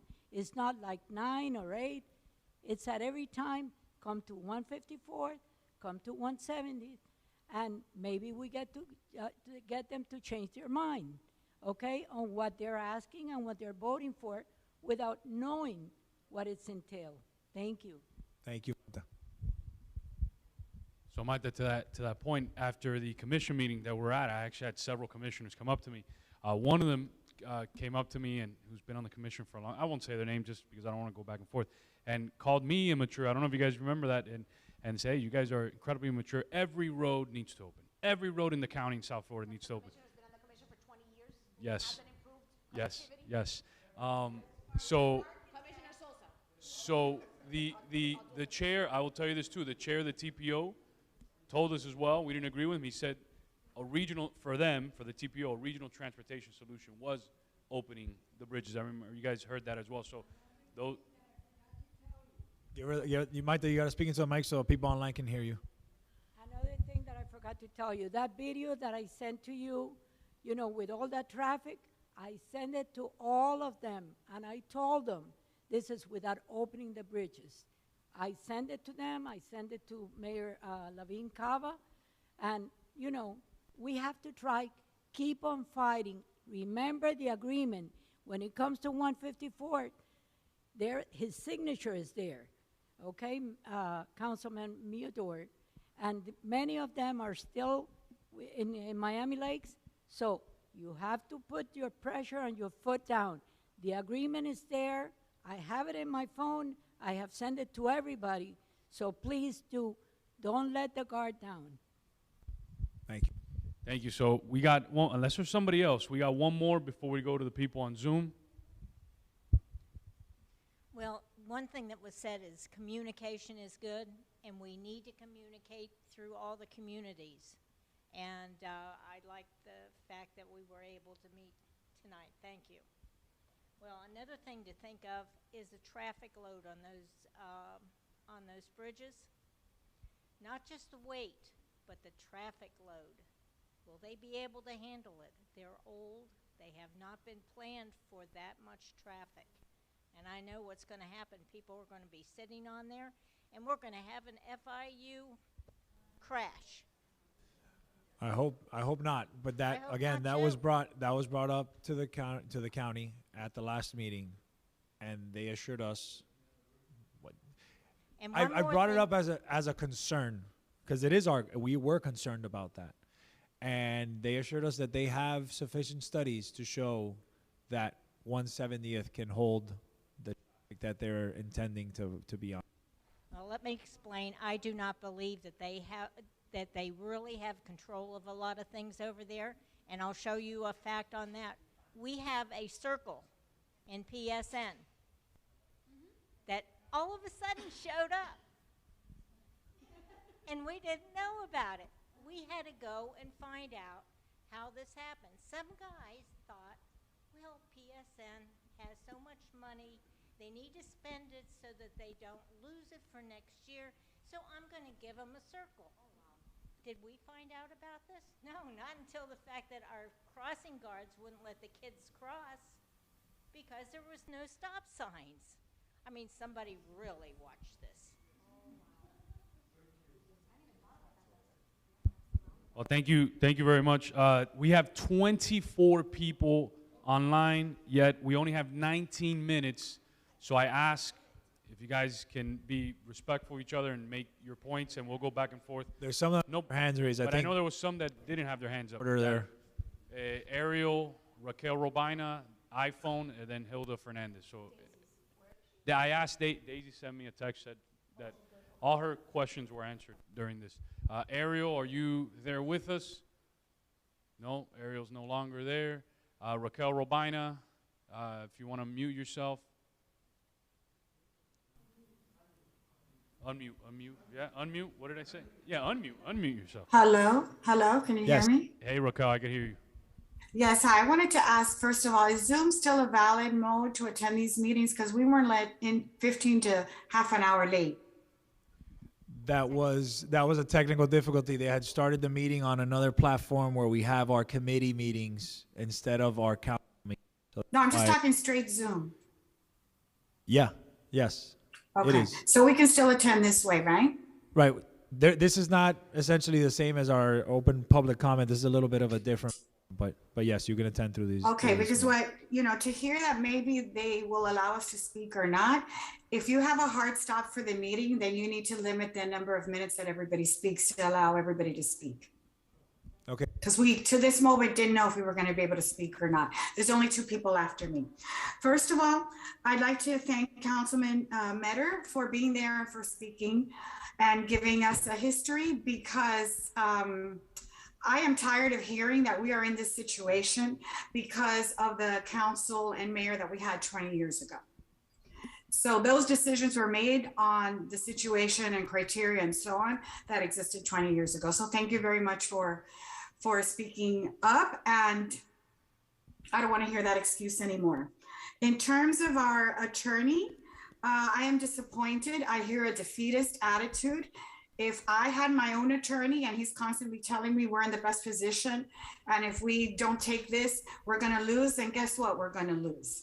I had a situation similar to that with my realtor. He wanted me to take $25,000 less for my home, and I had to fight my own realtor. I got the $25,000 and I fired the realtor. So that defeatist attitude from our town attorney is very upsetting to me. Now, because I missed the beginning of the meeting, I want to know, is there a new agreement? Are all the council members on board with this? Because we didn't hear the beginning of the meeting. Okay, so I'll give you a brief resume of what I said in the beginning of the meeting. No, this is not the final version of the agreement. This is the current state that we are in right now. This microphone.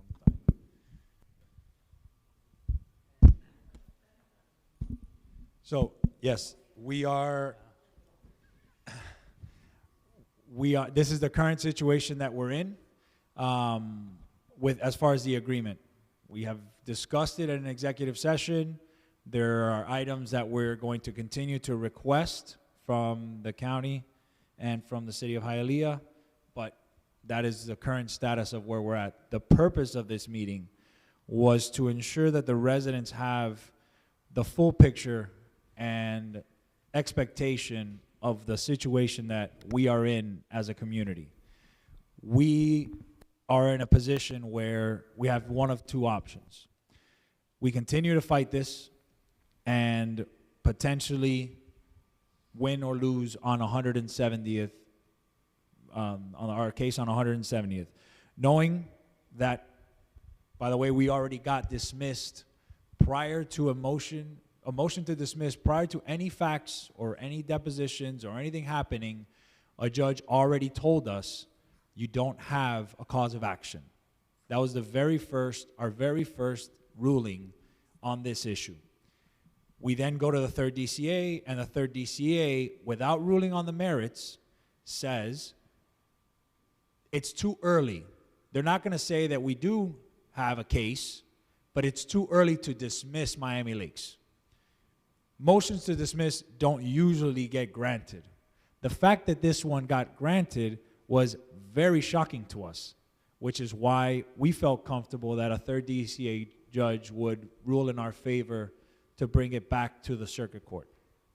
But having said that, we have a judge who's already made a determination without looking at depositions, further evidence, that our cause of action is not valid. Okay? So that's when we talk about the risk of losing this case, we have to analyze that, and we have to understand the likelihood and percentages of what we're looking at. When you say that the attorney has a defeatist attitude, I disagree. I think he's done a very good job of presenting us with the facts.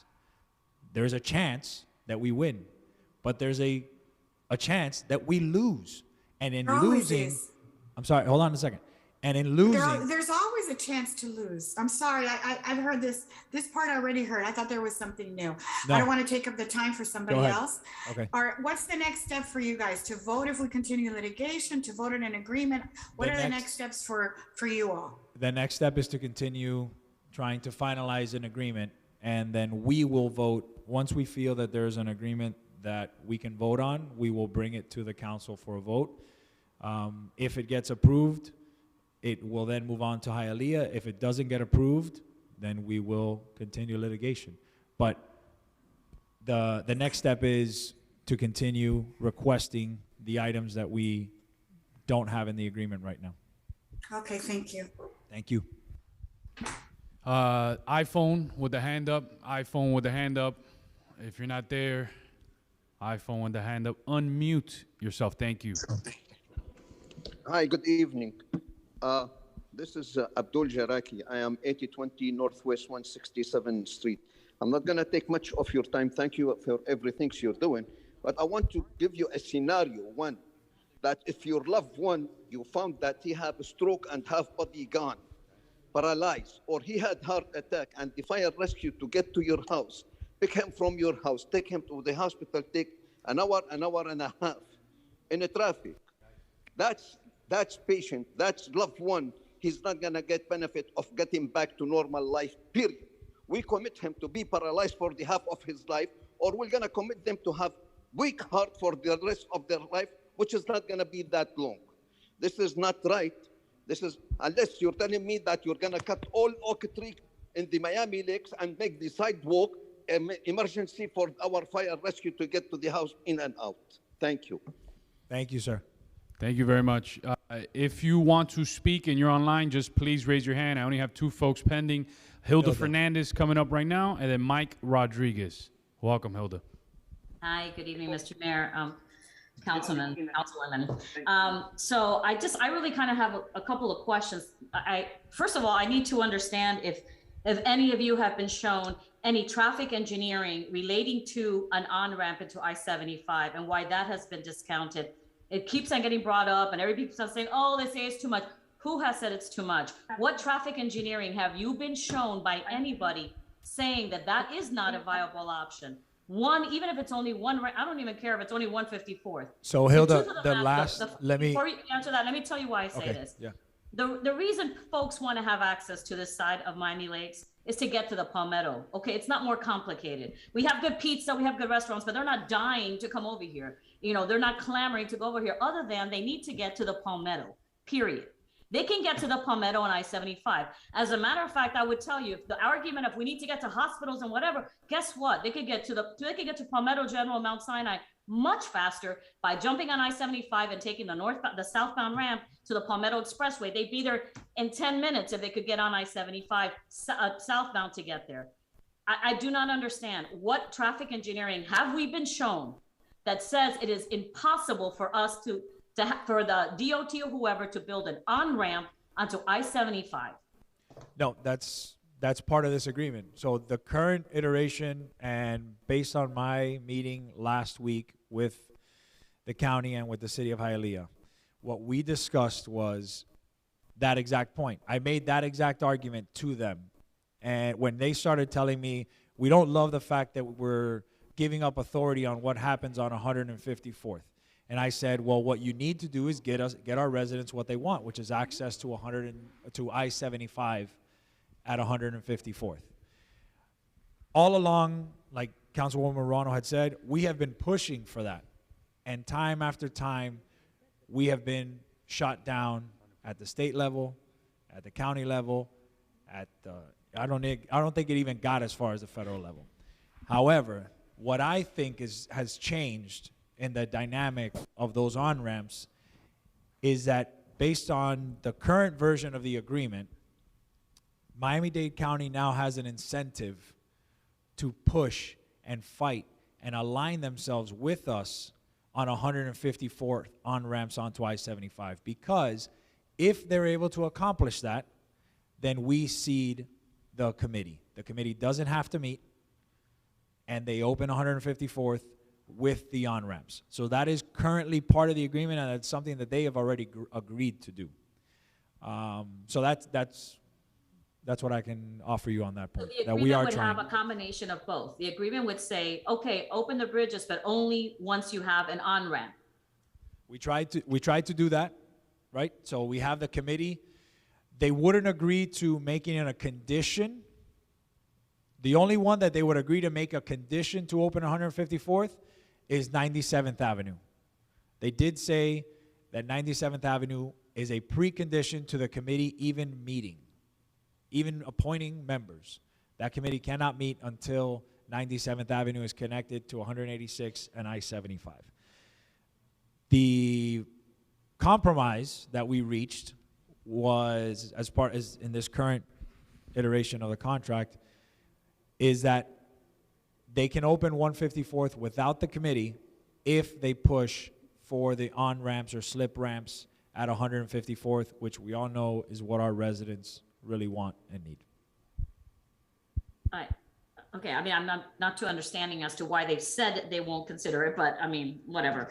The second question I guess I have is, what is the sense of urgency to resolve this issue like now? We have to sign this agreement right away. I mean, what What is the timeline and time clock that is ticking that's got us all frazzled, that we cannot go through more discussions about these other viable alternatives because it feels like we have to make a decision, already yesterday about signing this agreement? What is pushing the timeline and the timing on this right now? Roll, do you want to answer the? Hilda, can you repeat that? What is pushing the timeline and the timing on executing this agreement right now? What is pushing it that has to be done right now? We're rushing to come up, because what I'm hearing is there is a solution out there. It doesn't mean there's the best solution. That's just opening the bridges. That is the easiest solution. But I'm just wondering why there's this rush right now to have us sign this agreement. What is causing this? Promises made, promises kept. Hold on. Sorry to interrupt. Two things. Okay. Let's Promises please, made if to we who? can, if we can please keep the quorum even online. We've done a pretty good job of doing it in here. Everyone's going to get their turn, so please, thank you. There are several things pushing the timeline. Number one, the county wants to open the bridge. We're in litigation. The Third District Court of Appeal has ruled. Right now, we are under an obligation to proceed with the litigation. Part of the Third District Court of Appeal's ruling is that we now have to sue the Florida Department of Transportation. We are trying to avoid that. But if we don't proceed with the litigation and we don't settle the case, there is a very high possibility that the county will start constructing or finishing the construction on Northwest 170th Street and open it without our consent. The risk is, right now, up to this point, there has been a gentleman's agreement between our mayor and Mayor Levine Cava that they were going to let the litigation process play out. In other words, they didn't do anything further in Miami Lakes pending the ruling from the Third District Court of Appeal. But because of certain things that have occurred on the commission in the last few weeks, including Tuesday's passing of a resolution to ask FDOT to open 154, which passed, if we don't do something, if we don't come to an agreement, they are going to proceed forth.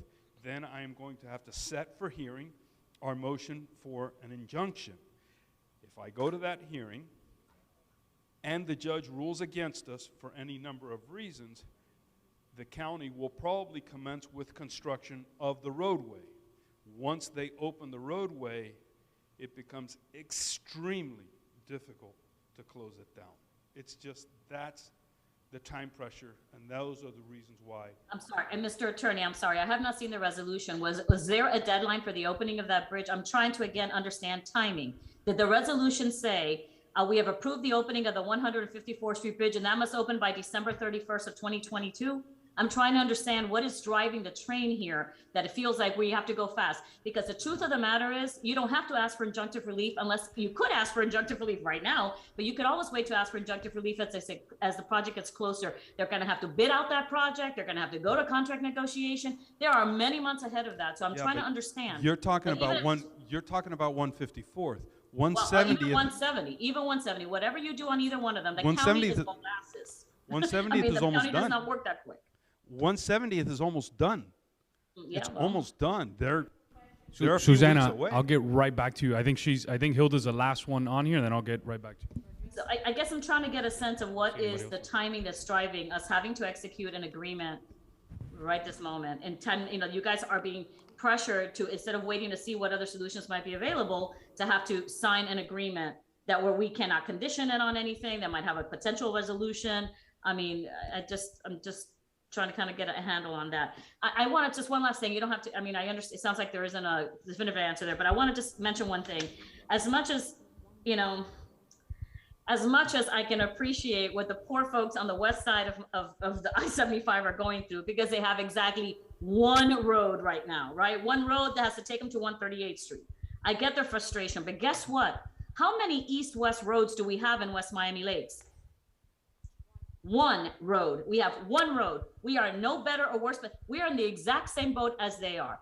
To be accused of defending our own situation here simply because we are in the same situation as them. Look, I'm a little frustrated because I feel like we have been talking about this for years now, and it seems like there's been a lot of time wasted trying to fight the bridge and not opening the bridge, whatever, versus trying to fight for another solution that would have resolved this problem a long time ago, where we're not being pressed against some imaginary time clock that we now have to sign an agreement on. I mean, that is what I'm frustrated with as a resident, because this is not a new discussion. Yeah, I mean, so this has been something going that on was for a long- something that was mentioned earlier, I'm not sure if you heard or not, but part of the issue is that 6.7 and 8.7 were projects that were discussed, promised, designed, some of which funded. And when MDX goes away, it completely obliterated the chances of those two projects happening, which would obviously alleviate traffic. Well, 87th was a PTP project. If I'm not mistaken, it was a PTP project, not an MDX project. And that was promised by the People's Transportation Plan in 2004. And just like that traffic circle in PSN was funded through the PTP as well. Those were projects that were in the original public works section of the People's Transportation Plan. That was not an MDX project. So there was funding for 87th Avenue expansion. And the day after 87th Avenue made the connection all the way, the traffic on 154th tripled, as we all know, because everybody was getting off of Miami Gardens, making a right on 87th Avenue and going to 154th Street instead of staying on I-75 and waiting to get to the Palmetto, because the traffic was easier to get off of, believe it or not, Miami Gardens, go to 154th to cut across to get on the Palmetto. Right. We saw that instantly after 87th Avenue opened. 170th Bridge is the same example of that. People are going to go over the bridge, make a right on 87th Avenue, and join their compatriots getting off on 186 to make it to 154th to get to Palmetto. Yeah. You know, the truth of the matter is it's a two-bridge solution. Neither one of them should be opening. I don't know, if I were living in PSN and I was in the crowd there, I'd be like marching and getting door to door all over PSN to get everybody, you know, signed up to go talk to their county commissioner, which happens to be our county commissioner in this case, about helping them resolve this issue for them.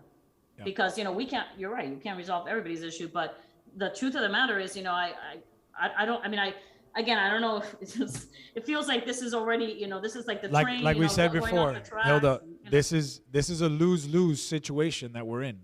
We are in a lose-lose situation. There is not a scenario, the fighting scenario or the settlement, in which the residents of Miami Lakes will be happy.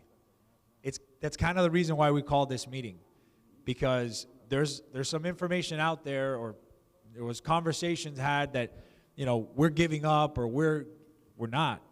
What we're looking at is the reality that we are faced with.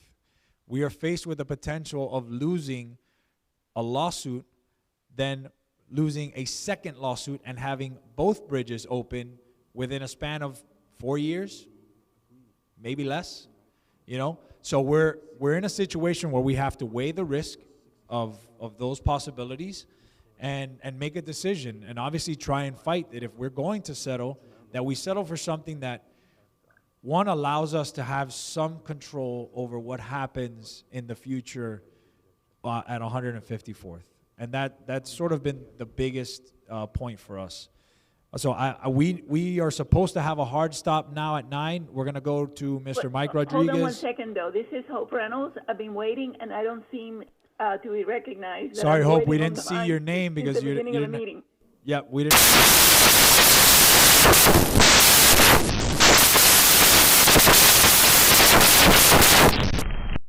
Okay, no problem. So we'll do Mike and then Hope, and then just we'll. a real quick comment with regards to all of the frustration that I've been listening, and I've been really in tune to this meeting. I realize that we go into these town hall meetings, and I am never sure what is the purpose of all of us offering all of these comments. Susana Herrera is absolutely right. If in 2017 we would have taken her plans and we would have just simply focused on fighting to bring everyone to the table to just look at those alternative solutions, maybe we would be in another place. And right now, Keith Halperin mentioned the power of the HOAs to enter into this realm by doing something, and I'm not sure where it is that he was going because he got cut off. So the key is, what do we do with his morsels of great wisdom that all of the residents are bringing to you? How do we incorporate that into whatever plans it is you're having, so we stop being frustrating, thinking that our voices are not incorporated to the plans? And that's all I really wanted to say. And by the way, it is awesome to see Robert Metter. Hello, Robert. Thank you. Thank you. Thank you very much, Hope. So to your point, and this is something that Councilwoman Ruano mentioned, we have tried. We've been trying.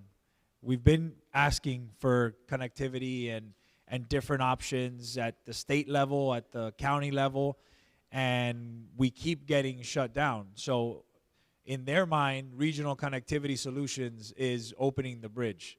Obviously, we don't agree with that, but that's the situation that we are in. So Mike Rodriguez.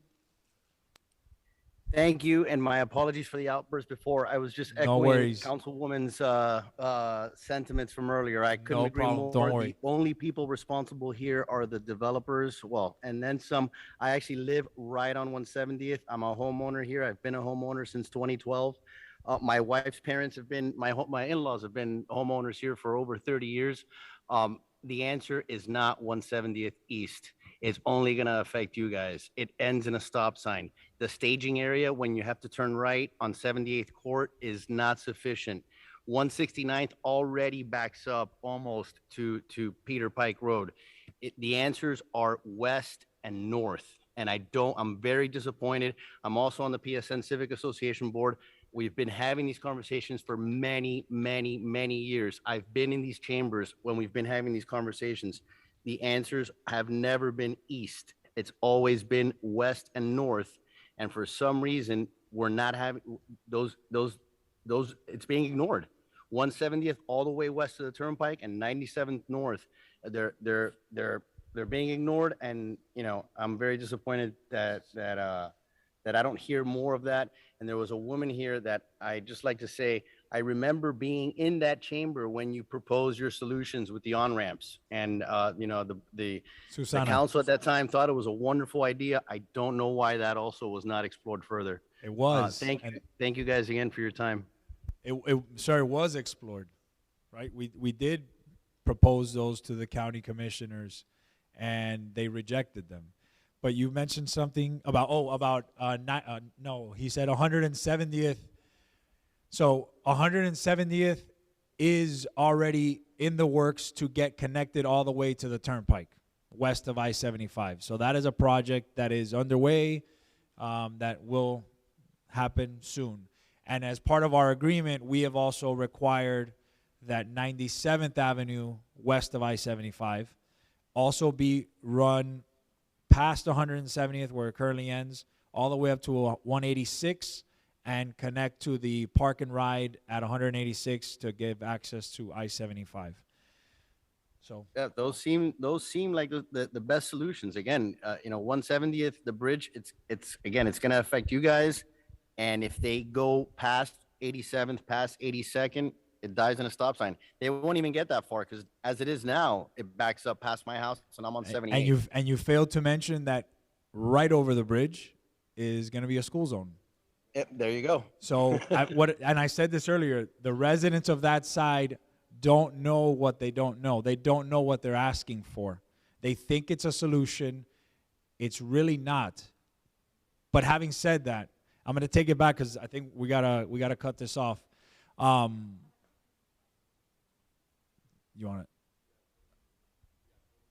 Hope already spoke. Yeah.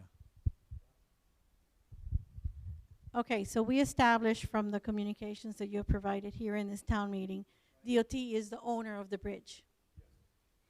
If DOT is the owner of the bridge, perform the structural study on the bridge, that should be a public records request to DOT to get that. Have we filed a public records request to DOT to get the structural studies performed on 170? I have more. I made an informal request at a meeting last week for them to provide that information. There is a public records report, a process that you can submit it to DOT, and DOT cannot tell you that it cannot be provided. So my question again is, we should be filing a public records request. We should have done that from before the lawsuit, right? To get educated, to be part of that lawsuit. So let's connect here. DOT is the owner of the bridge. It is their intent to turn it over to Dade County. It hasn't happened. You said that. Who's she? Okay.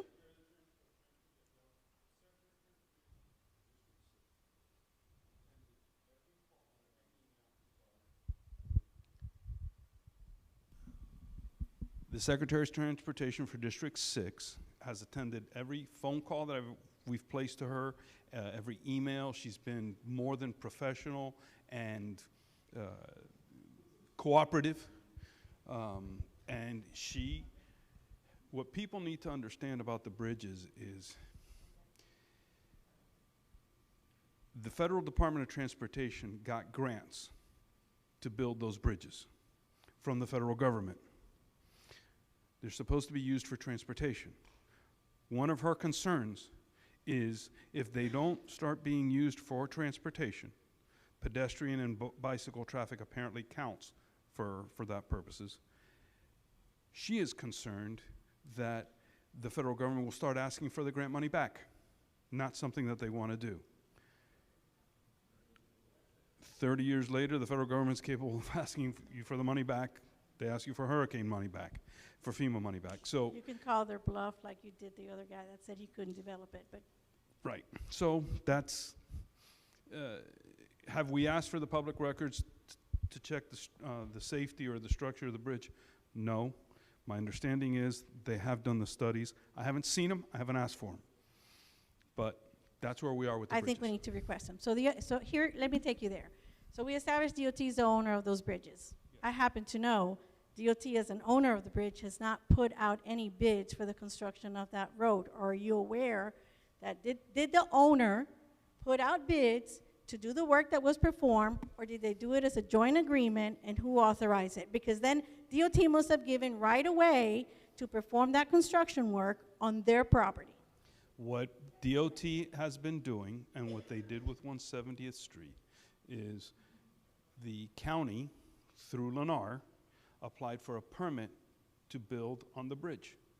And they granted Lennar the permit to build on the bridge. DOT and granted. That's what I'm trying to figure out, right? DOT as the owner must have granted. They granted which then Lennar. it makes you wonder when we appealed to DOT.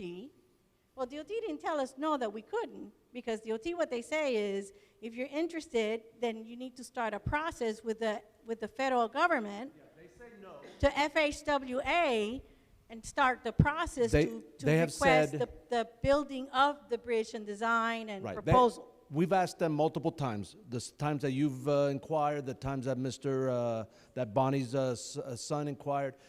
Every time we've done it, they have come back with the same thing: is that the spacing between exits or interchanges doesn't meet the federal standard. So that's the no.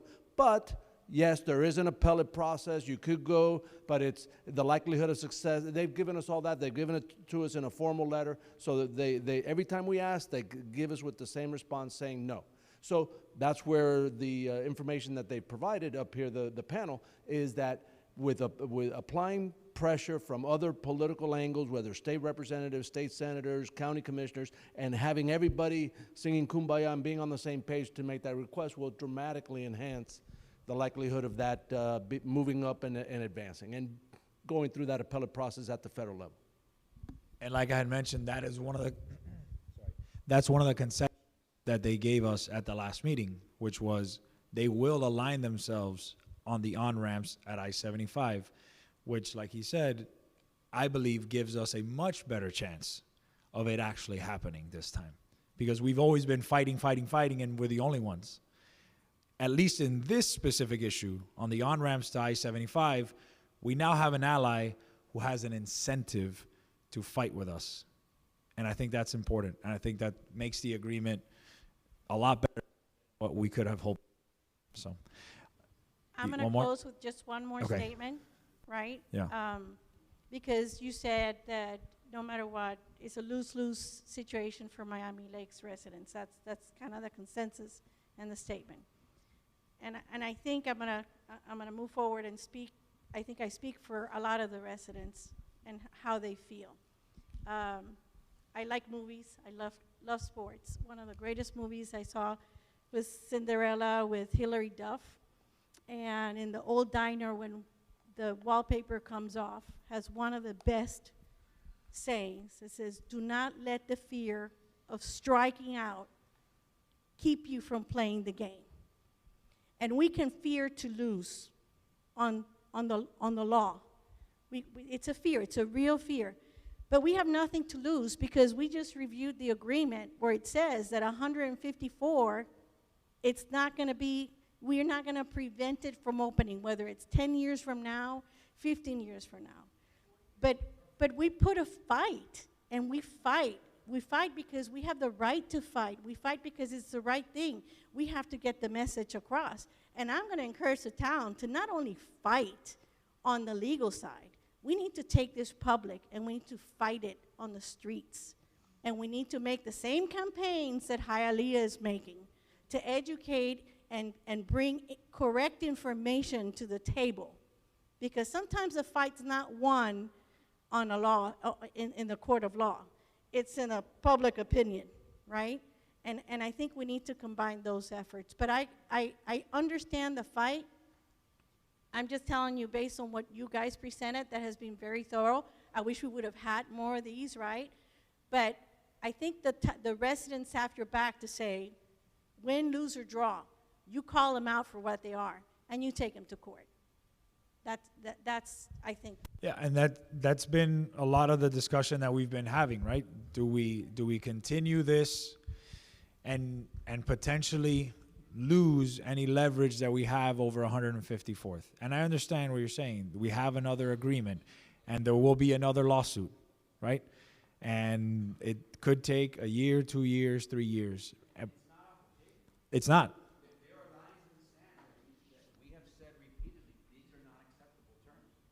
In this agreement right now, there's unacceptable terms for us, right? Yeah. So, you know, we're still fighting, but you never stop talking about compromise. Right.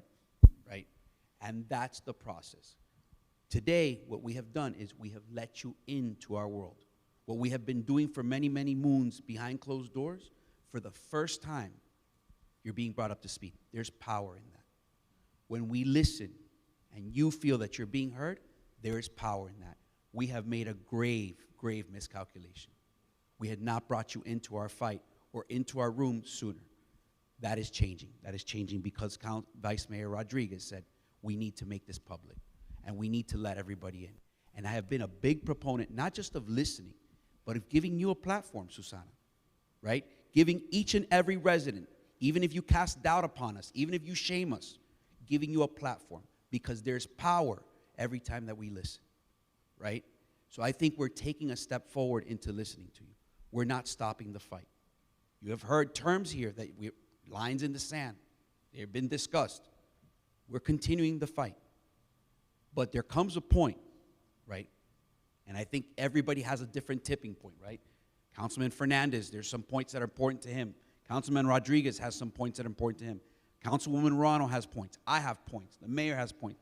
Everybody has points that we have to be able to look you in the eye. Come Saturday, come Sunday when we're at church, look you in the eye and say, I put in my fight, right? And I think right now, there may be some people that say, hey, this is a great deal. There may be some people that say, this is not a great deal. But we're fighting that fight. And to say that your voice has been lost on any one of us, no. Because that same argument that you've made, the same argument that Meet has made, the same argument that everybody in this room and everybody online has made, one of us have made it at one point in time or the other. So your voice has not been heard, right? I think the error that we've made is maybe we haven't allowed you to hear, right? That, or for you to understand that your voice has been heard. And that, I guarantee you, will be changed moving forward. Because there's power in listening. And I've continued to say it. I will continue to say it. For those of us that were in that room, right, when we started doing the listening tour, there's power in listening. And that's what I believe we're starting to do. And I think up to a certain point actually allows you to understand that you're being heard. And I think that moving forward is a big change in how we manage our town business with you guys. Listen, I'm a commercial litigator. I am used to dealing with clients that have this is as fast as it's going to I'm going to be very fast. Okay. I'm a commercial litigator. I'm used to dealing with board of directors in a room, quiet, without everything being said or done that goes on in that room. That's the way the real world works in business. This is government. So there's a huge tension between keeping the electorate informed, which is something they all want to do. The one who's pulling them back on keeping the electorate informed are the attorneys, because of attorney-client privilege, because of work product privileges, things that are said. Everything that's been said here, sooner or later, is going to be used by the other side. So the constant tension of not telling and not disclosing is coming from the lawyers. They fight, what can I say, what can I do? Every time they do that. And I understand their desire to keep you informed because they're the ones who hear it. But you have to understand, we're in litigation. And when we're in litigation, I'm not going to be okay with giving away our strategy and talking about everything in public because my opponents are listening. They sometimes come to the meeting and sit in the front row and want to hear everything I'm saying and doing. They are listening. And if not, somebody's listening for them. So that's why, believe me, there are many other things that you guys have thought about, legal strategies, that have not been mentioned by anybody up there or by anybody here that have been discussed between all of us as to how we could lose this case. You need to know that. And I'm not going to tell you why, because I'm really hurting the client. Sorry. I'm sorry, Esther. Okay. Thank you.